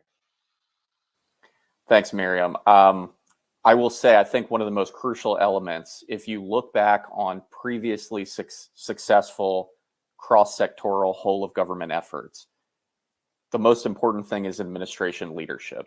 Leadership is an indication from the president and from the administration that this is a priority and it's something we're going to work towards. You have to think about PEPFAR and how the George W. Bush administration made that a priority. So dealing with HIV/AIDS was going to be a priority. And then you think about the role of Feed the Future and the importance of Feed the Future, and the government deciding that nutrition was going to be a priority following the food price spikes in 2006, 2007. It was only later that was codified as the Global Food Security Act. It started as an indication from the top that this was something we needed to look at and needed to be addressed holistically through a whole of government approach. I think that's crucial for making children and youth a priority going forward, is we need to make sure the administration understands why this is important.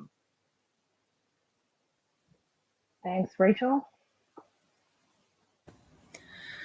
Yeah, I'm really struck by the number of accounts and agencies that this funding is spread throughout. We know that kids don't live their lives one issue area at a time. They're hungry one day and in need of an education another. But our foreign assistance is all too often delivered as though they do live their lives in these issue area silos. And because U.S. foreign assistance is separated into these sector-specific accounts, it can actually undermine coordination because the funding is mandated to be delivered in certain ways. And so collaboration between and within agencies just isn't possible or isn't happening. I agree with Andrew. I think PEPFAR is a good example. I think PEPFAR's Dreams is perhaps an even better example. That was the Obama administration's attempt to build onto the great work of PEPFAR to not only prevent HIV and prevent disease, but also to empower girls and to combine funding streams. I think there are a couple of other examples with McGovern-Dole and education funding to ensure that children are both fed and educated at the same time. And I would love to see that degree of coordination, collaboration, and decision-making power, not only from leadership at the White House, but within agencies, to be able to say, okay, children in this community are facing these 3 challenges. Can we combine these 2 funding streams or these 2 projects to ensure that they're meeting all of their needs holistically? And we're really coordinating to implement the best kinds of programs. I think not only would it ensure that kids' needs are met, but it would ensure that our foreign assistance dollars are going farther, are being more effective too. So you guys have all kind of hinted at how increased investments in children globally have made a difference in the past. So if each of you could kind of talk a little bit more about that, but really talk about what continued increases, a reversal of this downward trend towards an upward trend would mean for children around the world. So Kathy, if I could go to you first about what increased funding would mean for kids. Sure. Even with the minimal investments that our government has made, tremendous progress has been made for children and youth. Andrew and Rachel mentioned earlier the shocking impacts and losses for children due to the pandemic. So really that just points to the need for more foreign assistance and that an increased share of that go to children and youth to ensure continued progress and to meet the needs of vulnerable children and youth worldwide. Rachel, how about you? Yeah, I mean, since 2000 alone, U.S. foreign assistance has contributed to cutting maternal, infant, and child mortality rates globally in half, in large part thanks to support from U.S. aid. U.S. foreign assistance has also contributed to cutting the number of children in child labor scenarios by 1/3, and reducing the number of children engaged in hazardous work. That's with support from the Department of Labor. And then 2.4 million babies were able to be born HIV-free due to PEPFAR-related efforts. I can't underscore the degree to which U.S. foreign assistance has done a world of good and changed the lives of people globally forever. And so I do think that increases in funding would be helpful, but I do want to underscore that more funding alone isn't enough to tackle the scale of the problem that we're seeing right now. And that we need to see is not only increased funding, but that increased funding combined with cross-governmental coordination and collaboration, that could be catalytic at this point. As I noted before, experts are saying that the pandemic's impacts are going to set progress on children's issues back by 20 years. That's going to erase the impact of those past investments that I just listed. And many of the gains that we've been able to achieve have bettered children's lives, their families' lives and well-being, but it's also led to increased economic security for them. It's led to greater, national security and economic security for the United States. I think 11 of our top 15 trading partners are former recipients of foreign assistance. And I just don't think that we can afford to lose 20 years of progress, and it doesn't have to be an inevitable loss. So I have a history of working on food security issues, so I tend to think in that mode. I always think of the success that Feed the Future has had in helping young people build agricultural livelihoods in the areas where they grew up. So instead of being forced to move to the city and, over time hollowing out the rural areas where they grew up, they're able to build agricultural livelihoods in their own communities and contribute to the success of those communities. If you think about what increased funding for children and youth means, it's an investment. It's an investment in a country's future success. And moreover, that success is generated internally. If you're building agricultural livelihoods or just livelihoods in general, you're helping the young people, you're helping the young people help themselves and help their own communities and help their own countries. I think it's such a crucial point that 11 of our 15 biggest trading partners were former recipients of foreign aid, because it just shows that this is how the United States builds success for itself, is by lifting up young people in other countries and giving them a way to build their own livelihoods. So something that strikes me about all the programs that you all have mentioned that made an impact for children in the past is not only were there political leaders that championed them, but there are also years of advocacy. So for our last question, I want to ask what child advocates can do with this information from this year's budget book finding to support increased funding and comprehensive foreign assistance for kids. So Andrew, I'll go to you first.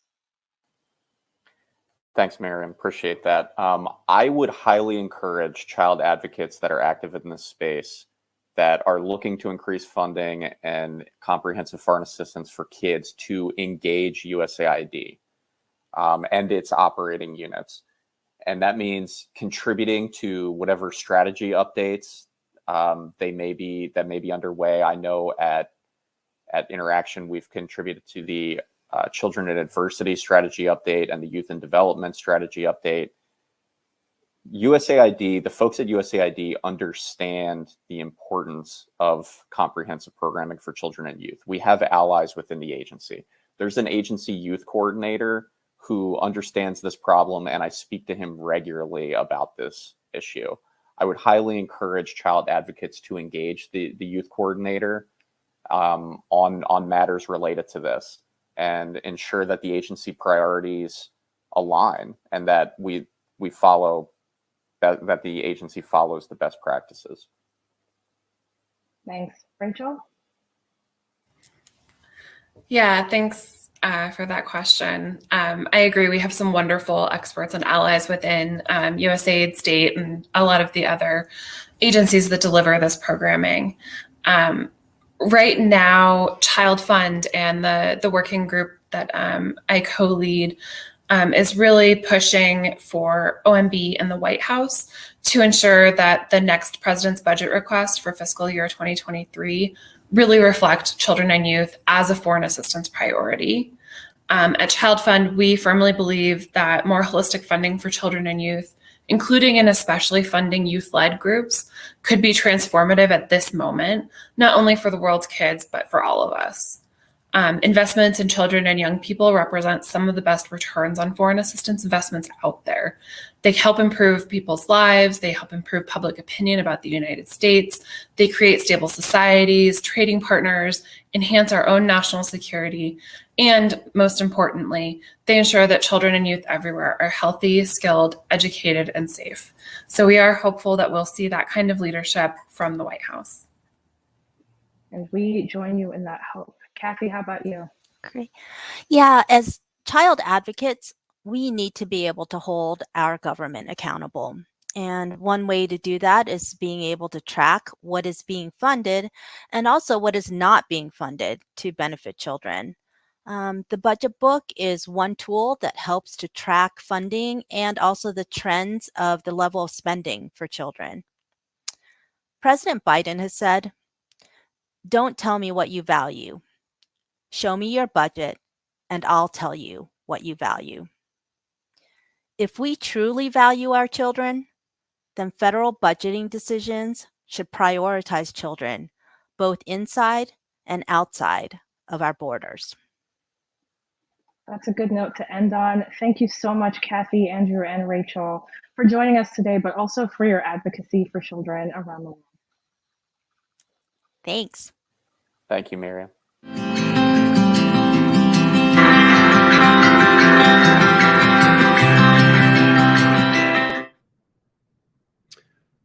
Our next panel is going to focus on the benefits of the newly expanded child tax credit and its important role that it has played in our children's budget. But before I turn to that, I just want to talk about and turn over The mic to our fearless leader, Chairwoman Rosa Delauro. The Congresswoman is the chair of the House Appropriations Committee. She is of everybody in Congress from the day we started our Champions for Children project in First Focus campaign for children. She has been a champion from day one. And so in each and every single year, she has always been a leader. She's basically the marathon leader for kids. She introduced one of the first bills to expand the child tax credit, again, 20 years ago. And here she is still fighting for kids in that endeavor. But it's not just that. She's also the chair of the Children's Baby Caucus in Congress. She works for kids in all ways on the Appropriations Committee. We had an event last week on basically on abuse and neglect issues, and she was front and center there. So she's just on every single aspect of the lives of kids. Congresswoman Delauro is such an incredible leader. And I just want to also note that she's been a driving force behind making sure that the American Rescue Plan and the broader Build Back Better agenda included a number of important provisions for kids, including the child tax credit, but also the early childhood and the pre-K provisions, and continues working on trying to get family medical leave as well. So she's just in each and every way an incredible vocal advocate for kids. And so with that, I want to turn it over to Congresswoman Delauro. Hello, this is Congresswoman Rosa Delauro, representing Connecticut's 3rd Congressional District. Thank you to everyone at First Focus for continually pushing to put children and families front and center in federal policy and budget decisions. Let me also thank all of the advocates gathered there today for the rollout of this year's children's budget. Every year, First Focus shares their findings regarding the impact of the President's proposed budget on our nation's children. This annual report is a vital resource for many congressional offices in both parties. It documents exactly how children are treated in the overall budget. This is important work you are doing. We all know that promoting children's education, health, and overall well-being is not only essential to their futures, but also to the future of our country. So I want you to know that after years of disinvestment, it is time to restore American leadership. And that means investing in our future, our children. Their moment is now. That is why, as chair of the House Appropriations Committee and the chair of the Labor, Health, and Human Services and Education Subcommittee, I am proud that our House-passed bill includes opportunity with transformative investments in education, including record funding for high-poverty schools and students with disabilities, and strong increases for programs that expand access to post-secondary education. It supports middle-class and working families with increased funding for childcare and development programs, Head Start and preschool development grants. It invests in children's mental health resources to address the mental health crisis in this country that has been exacerbated by the COVID-19 pandemic. And much, much more. If I went through every program, it would take me hours. But what is important is to remember that the work of the Appropriations Committee and the targeted investments and interventions we make now will make a lifetime of difference for the children that they reach. As many of you know, well before I became chair of the Appropriations Committee, I have been fighting to make the child tax credit permanent.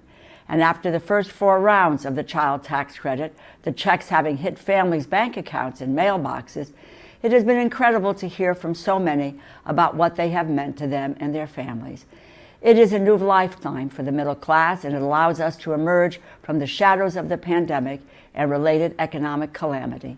They have used these monthly checks for childcare, food, diapers, school expenses, braces, and maybe even swimming lessons. Families are relying on the child tax credit, and it is imperative that we do everything we can to lock it in for years and years to come. So thank you again for the work that all of you do to monitor and to give voice to children's needs. Thank you for providing a constant reminder to myself and my colleagues about the impact of our decisions on the lives of all of the children across this country. I am grateful to be your partner in this fight and look forward to continuing our work for years to come. Thank you. The tax code is not traditionally thought of as a children's issue, but today's panel will show you the large impact it can have on kids. We will specifically focus on the transformational changes that are being made through the child tax credit. I'm happy to be joined today by Dr. Aisha Yandoro, Chief Executive Officer at Springboard Opportunity, and Dr. Lauren Jones, Associate Professor at Ohio State University.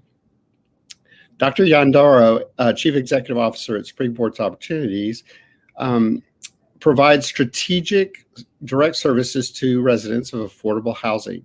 The organization's service delivery model uses a radically resident-driven approach designed to improve quality of life and end the generational poverty trajectory in Mississippi.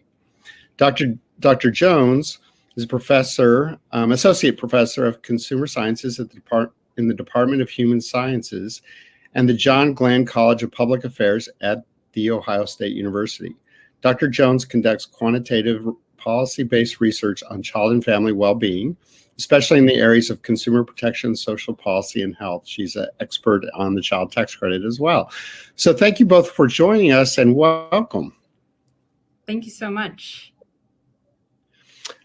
The American Rescue Plan Act made critical changes to the child tax credit, including increasing the total amount per child up to $3,600 per child, instituting advance payments so that families can receive monthly checks as opposed to a single refund check during tax time, and making the credit fully refundable so that families who previously earned too little to receive the credit now qualify. Prior to the enactment of the bill, about a third of this country's children do not qualify for the full credit. All of these changes are important, but that change is especially critical as it ensures for the first time ever, families who will benefit the most from the child tax credit are able to receive it. My first question to both of you is, why is the full refundability so important? And specifically, how does the improved CTC work toward addressing racial inequities in our tax code? Dr. Yandoro, we can start with you. Yeah, no, thank you so much. And thank you for that question. So it's a lot packed into that. And I think just the first part, the reason is so important that it's expanded and that we allow for refundability. It goes to what you were saying about it being for the first time that families that have made too little, those who are at the very basic at our income floor within this country, will actually have access to those critical resources. The $300 per month per child that families are able to have access to, it's really a lifeline. And it's the difference between being able to pay for food, being able to have housing, being able to have childcare, being able to pay your car note. And that really goes a long way when we're talking about getting families to stability and making sure that families actually have the resources that they need to go about actualizing the goals that they set out for themselves and their families. So I think that's important. But then also when we're, the other question as it relates to, how does it go with decreasing the wealth gaps across racial lines? I don't think that it actually does that. I think that it'll take a much more significant amount of resources for a much more extended amount of time in order for us to be successful in closing the wealth gap within this country across racial and gender lines.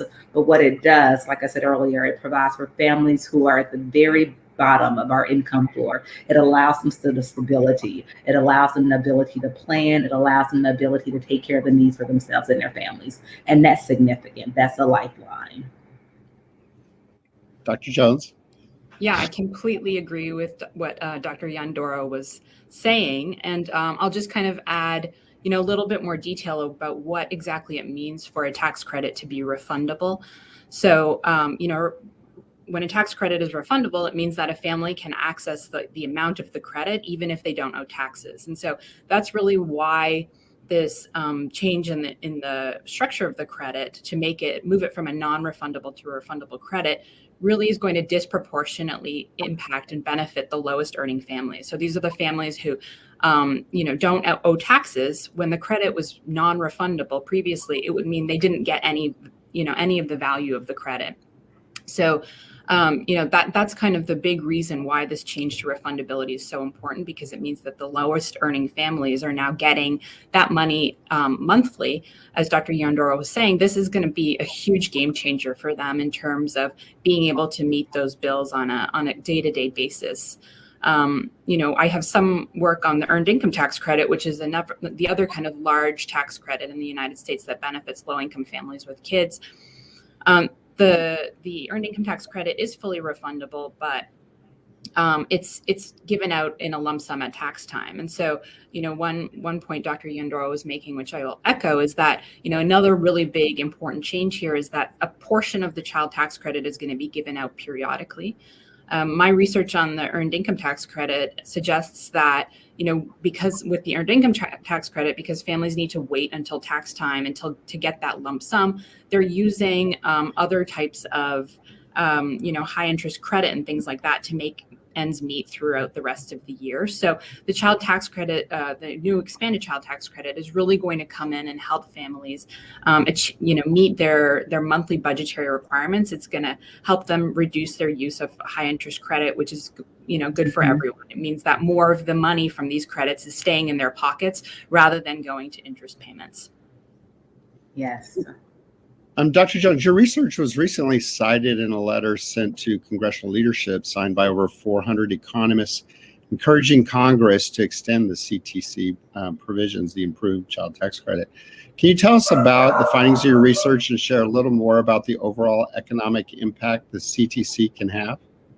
Yeah, so the letter really kind of summarized the entire body of research on tax credits like the child tax credit. So this would include the earned income tax credit here in the United States and similar programs to the expanded child tax credit that exist in other countries.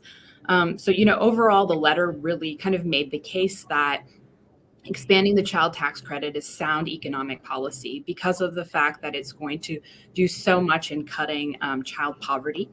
And there's a large body of research demonstrating that when we cut child poverty, we end up kind of getting a big kind of return on investment in doing that. So, lower rates of child poverty means that kids are able to do better in school. They're able to, achieve their potential. They go to college in higher rates.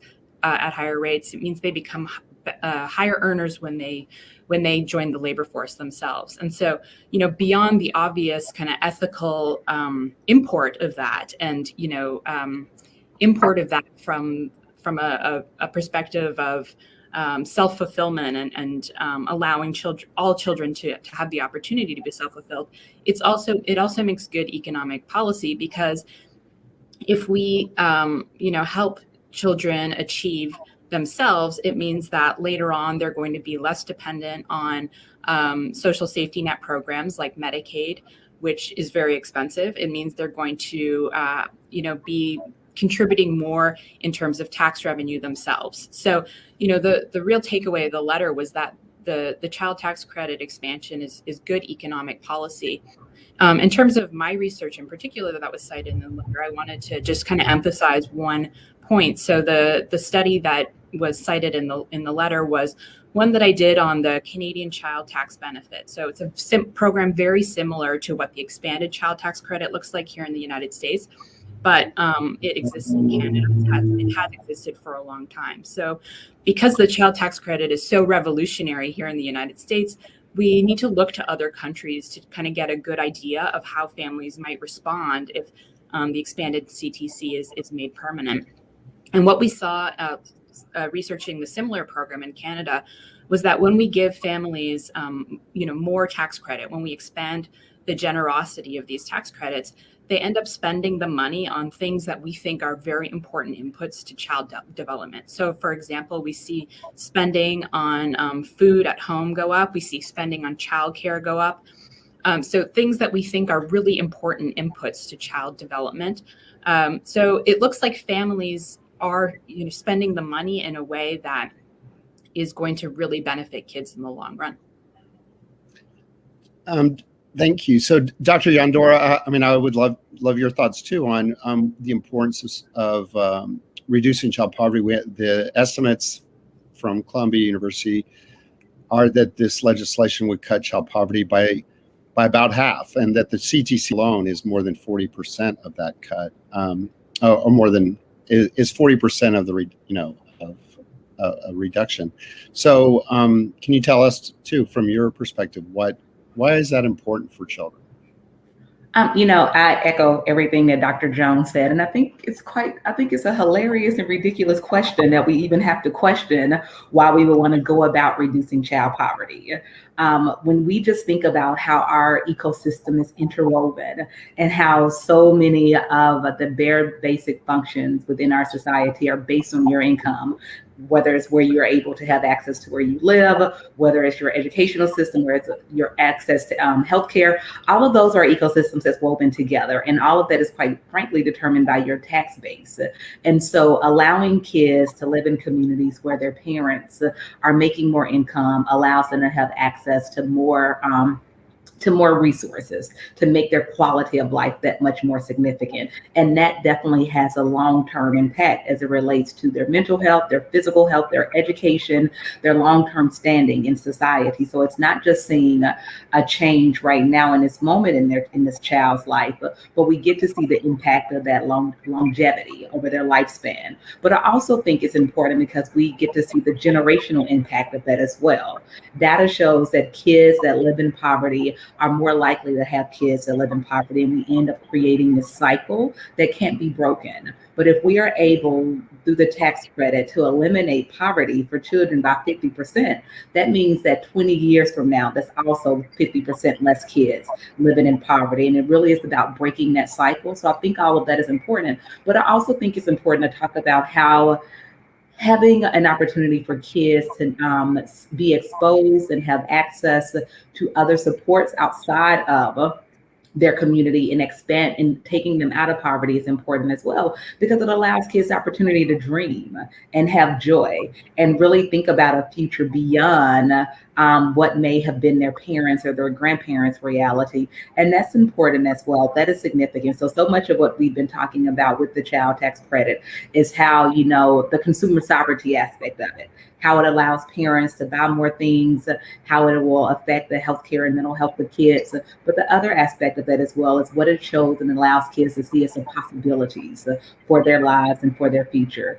It's their parents being able to afford those extracurricular activities that they may not have been able to afford.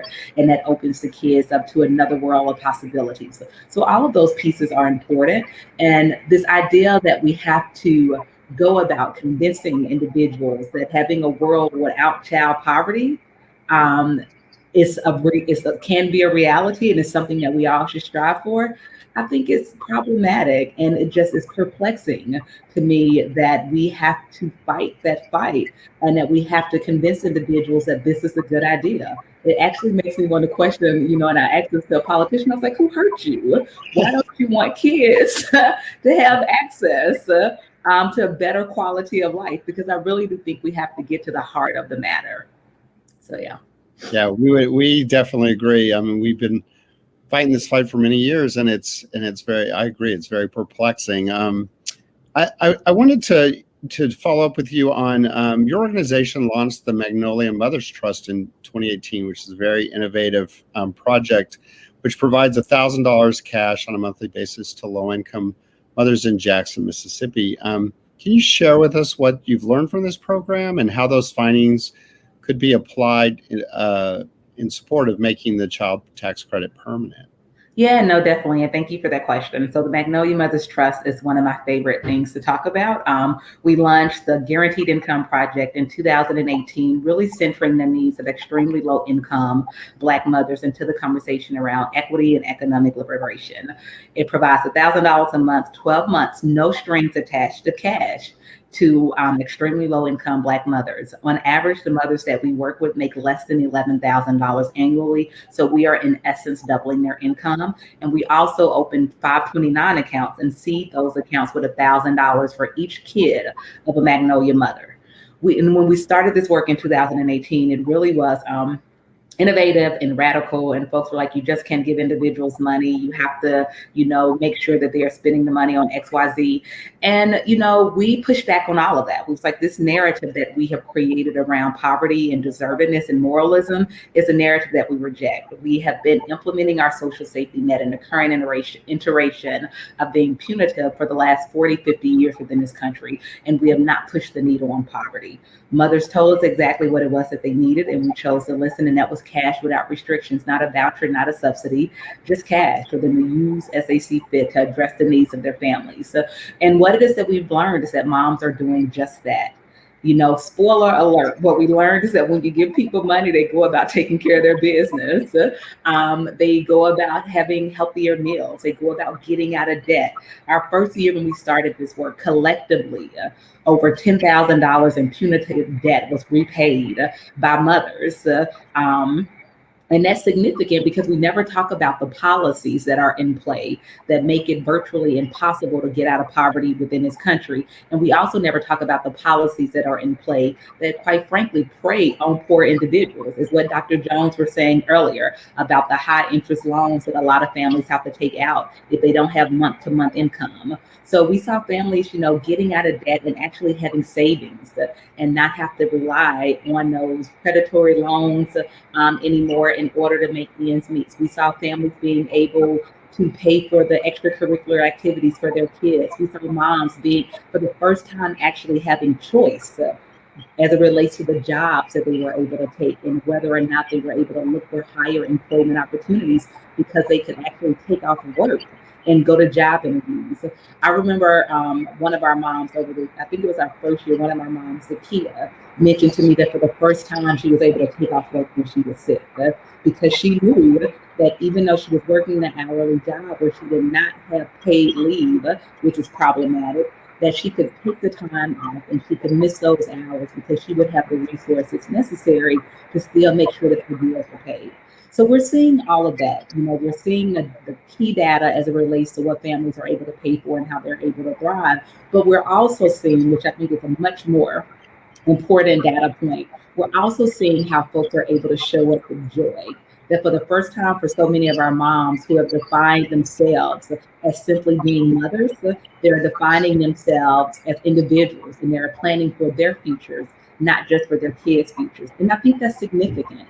I think we cannot write off an entire swath of our population of saying that you are not entitled to dreams, that you do not afford, you can't have dreams because you can't afford those. And we're seeing moms actually plan for their futures, not just their kids. We have moms who have gone into home ownership. Fun fact, our first year, that's a fun fact. Our first year we had 20 moms. We've now supported over 220 moms in the last 3 years. But our first year of this work, we supported 20 moms. Of those 20 moms that we supported the first year, more than half have moved on to home ownership. And additionally, of those who are not in home ownership, they have moved out of affordable housing and they are now in market rate apartments. So we are seeing the benefit of just supporting individuals, giving them the cash, trusting that they know what it is that they need for themselves and their families, and really centering the conversation around deservedness and dignity and not subsidies and vouchers and policing individuals and telling them what it is that they have to do with the resources. Well, but based on both of your experience, both your research and your real world experience in the credit, I really think that it's very clear that the improved CTC is a much needed tax cut for families with the ability to make transformational differences in both the lives of children and their parents. This is why we believe that the expanded child tax credit should be made permanent. We know that the CTC is the best tool to cut child poverty, an issue that has overwhelming bipartisan support. We did a poll around the last election that showed that by an overwhelming 71 to 18% margin, voters said that they supported improvements to this child tax credit to help children and families. Now there needs to be political will to do it. And so our last question to you both is, if you were talking to key lawmakers today, what would you say to convince them that the expanded, fully refundable child tax credit should be not only extended, but it should be made permanent? Oh, I'll go with Dr. Jones. Oh, sorry, sure. I mean, I think Dr. Yandoro has really alluded to what I think we would both say, that it's a no-brainer. I mean, there are so many reasons why cutting child poverty is good for society, and also obviously good for the children who are growing up in poverty. It is kind of perplexing that we have to make the argument, but I really do feel like there could be bipartisan support for a policy like this, because the reality is that when kids grow up in poverty, they end up accessing programs that are very expensive when they're adults. So, even if you're coming from a small government perspective, passing a policy and making permanent the expanded child tax credit makes good fiscal sense, as well as good, ethical and moral sense. So that's what I would say. Dr. Yandoro. Everything that Dr. Jones has said, as well as the pieces that I've said, I would reiterate. But let me take that back. I actually wouldn't say anything. I actually would listen, because clearly there are some critical pieces of thought or processes that we are missing from the conversation. And so I actually would take a posture of wild curiosity and listen to their reasons for not recognizing that this is good policy. And I would listen so then that I would know how we need to tailor our talking points to address those challenges. Because, we have all over the last year been iterating the talking points about how this is good sense. There have been so many public service announcements where families have shown what they have been able to do with the child tax credit and how it has been a lifeline. It has it is not manipulated. This has been everywhere on the news cycle the last 3 or 4 months. And so the stories and the narrative and all of those pieces are out there where politicians actually have the data, but we still are having to have conversations around permanency. So that lets me know that we are missing some critical pieces of mindset and values and misalignment. So I would take a radical posture of curiosity. And I would listen, so that I can take all of that information and we can restructure our talking points accordingly, because clearly we're missing the mark on some key pieces that we need to be saying in order to move hearts, minds, and values. Well, thank you so much, both of you, for joining us for the Children's Budget Summit. We very much appreciate your sharing your insight on the importance of the child tax credit, and for taking the time to join us today to highlight why Congress needs to make critical investments in both children and families. So thank you both for coming today. Thank you so much for having us. Thank you, and thank you for all your work on this.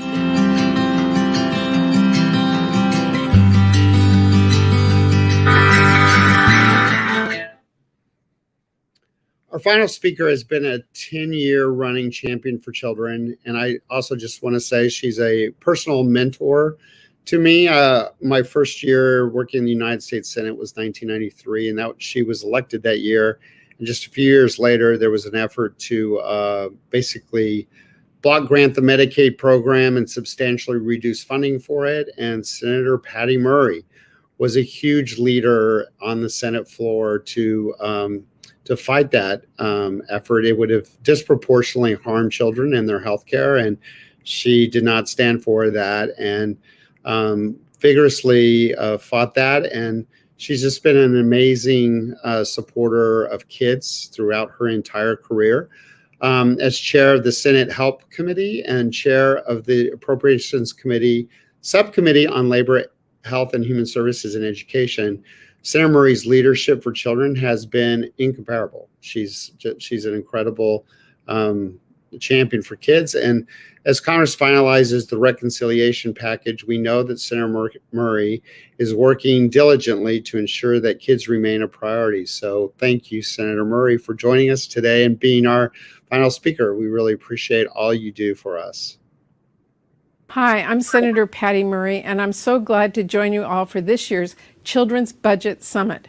For children and families in my home state of Washington and across the country, this past year and a half has been such a challenge. And we know this pain has not been felt equally, as this crisis has deepened systemic inequities that were already here long before COVID-19 struck. We can't just go back to normal. We need to build back better and stronger for children and families across the country. That's why I'm fighting so hard to ensure we can finally deliver affordable, quality childcare, national comprehensive paid leave, and a permanent expanded child tax credit, so that parents don't have to worry about having to go back to work only days after welcoming a new child because they don't have paid family leave. And so workers don't have to worry about losing a paycheck if they need to care for themselves or a loved one who is seriously ill because they don't have paid medical leave. It's also so children can get the early education that can help them thrive, and working families can get the childcare they need to get back to work. And through the expansion of the child tax credit, families will see payments go directly in their pockets to help cover expenses from rent to diapers and everything in between.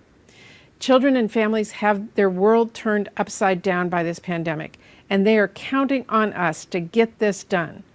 Please know I'm doing everything I can to get these priorities and more across the finish line. Thank you.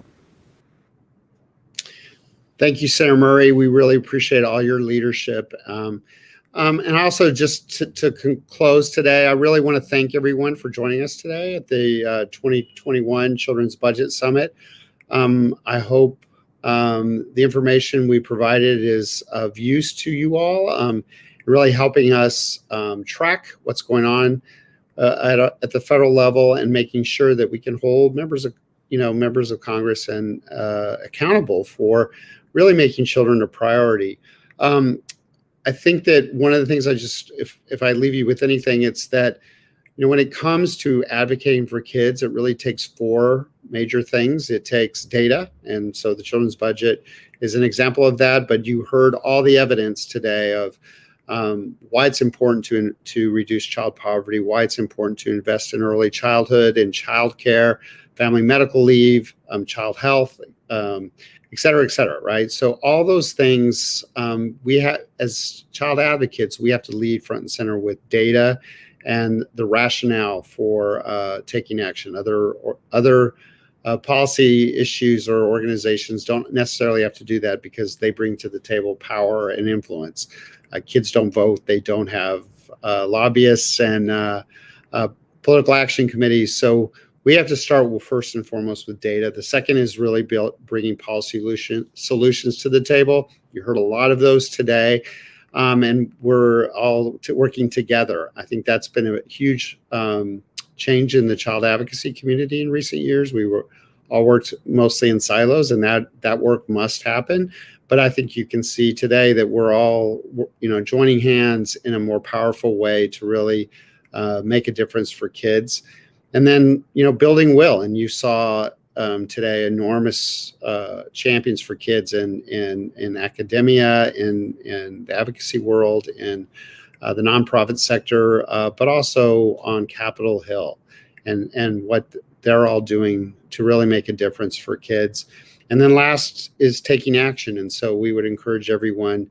We heard a lot today about this is a temporary improvement. The story that this budget book shows is we made enormous progress for kids for the first time, but it can all go away unless Congress takes action and passes the appropriations bills that Chairwoman Delauro and Murray were talking about in the appropriations process, but also as everyone talked about today around Build Back Better package and getting that across the finish line. So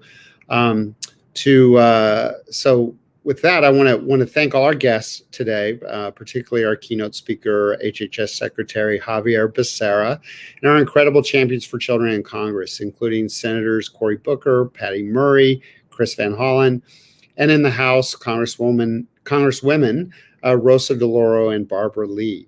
Collectively, they have over 40 Champion for Children awards between them. So they're constantly been first and foremost putting kids and families front and center in the work. I also want to thank all of our guests across an array of issues of importance to children today.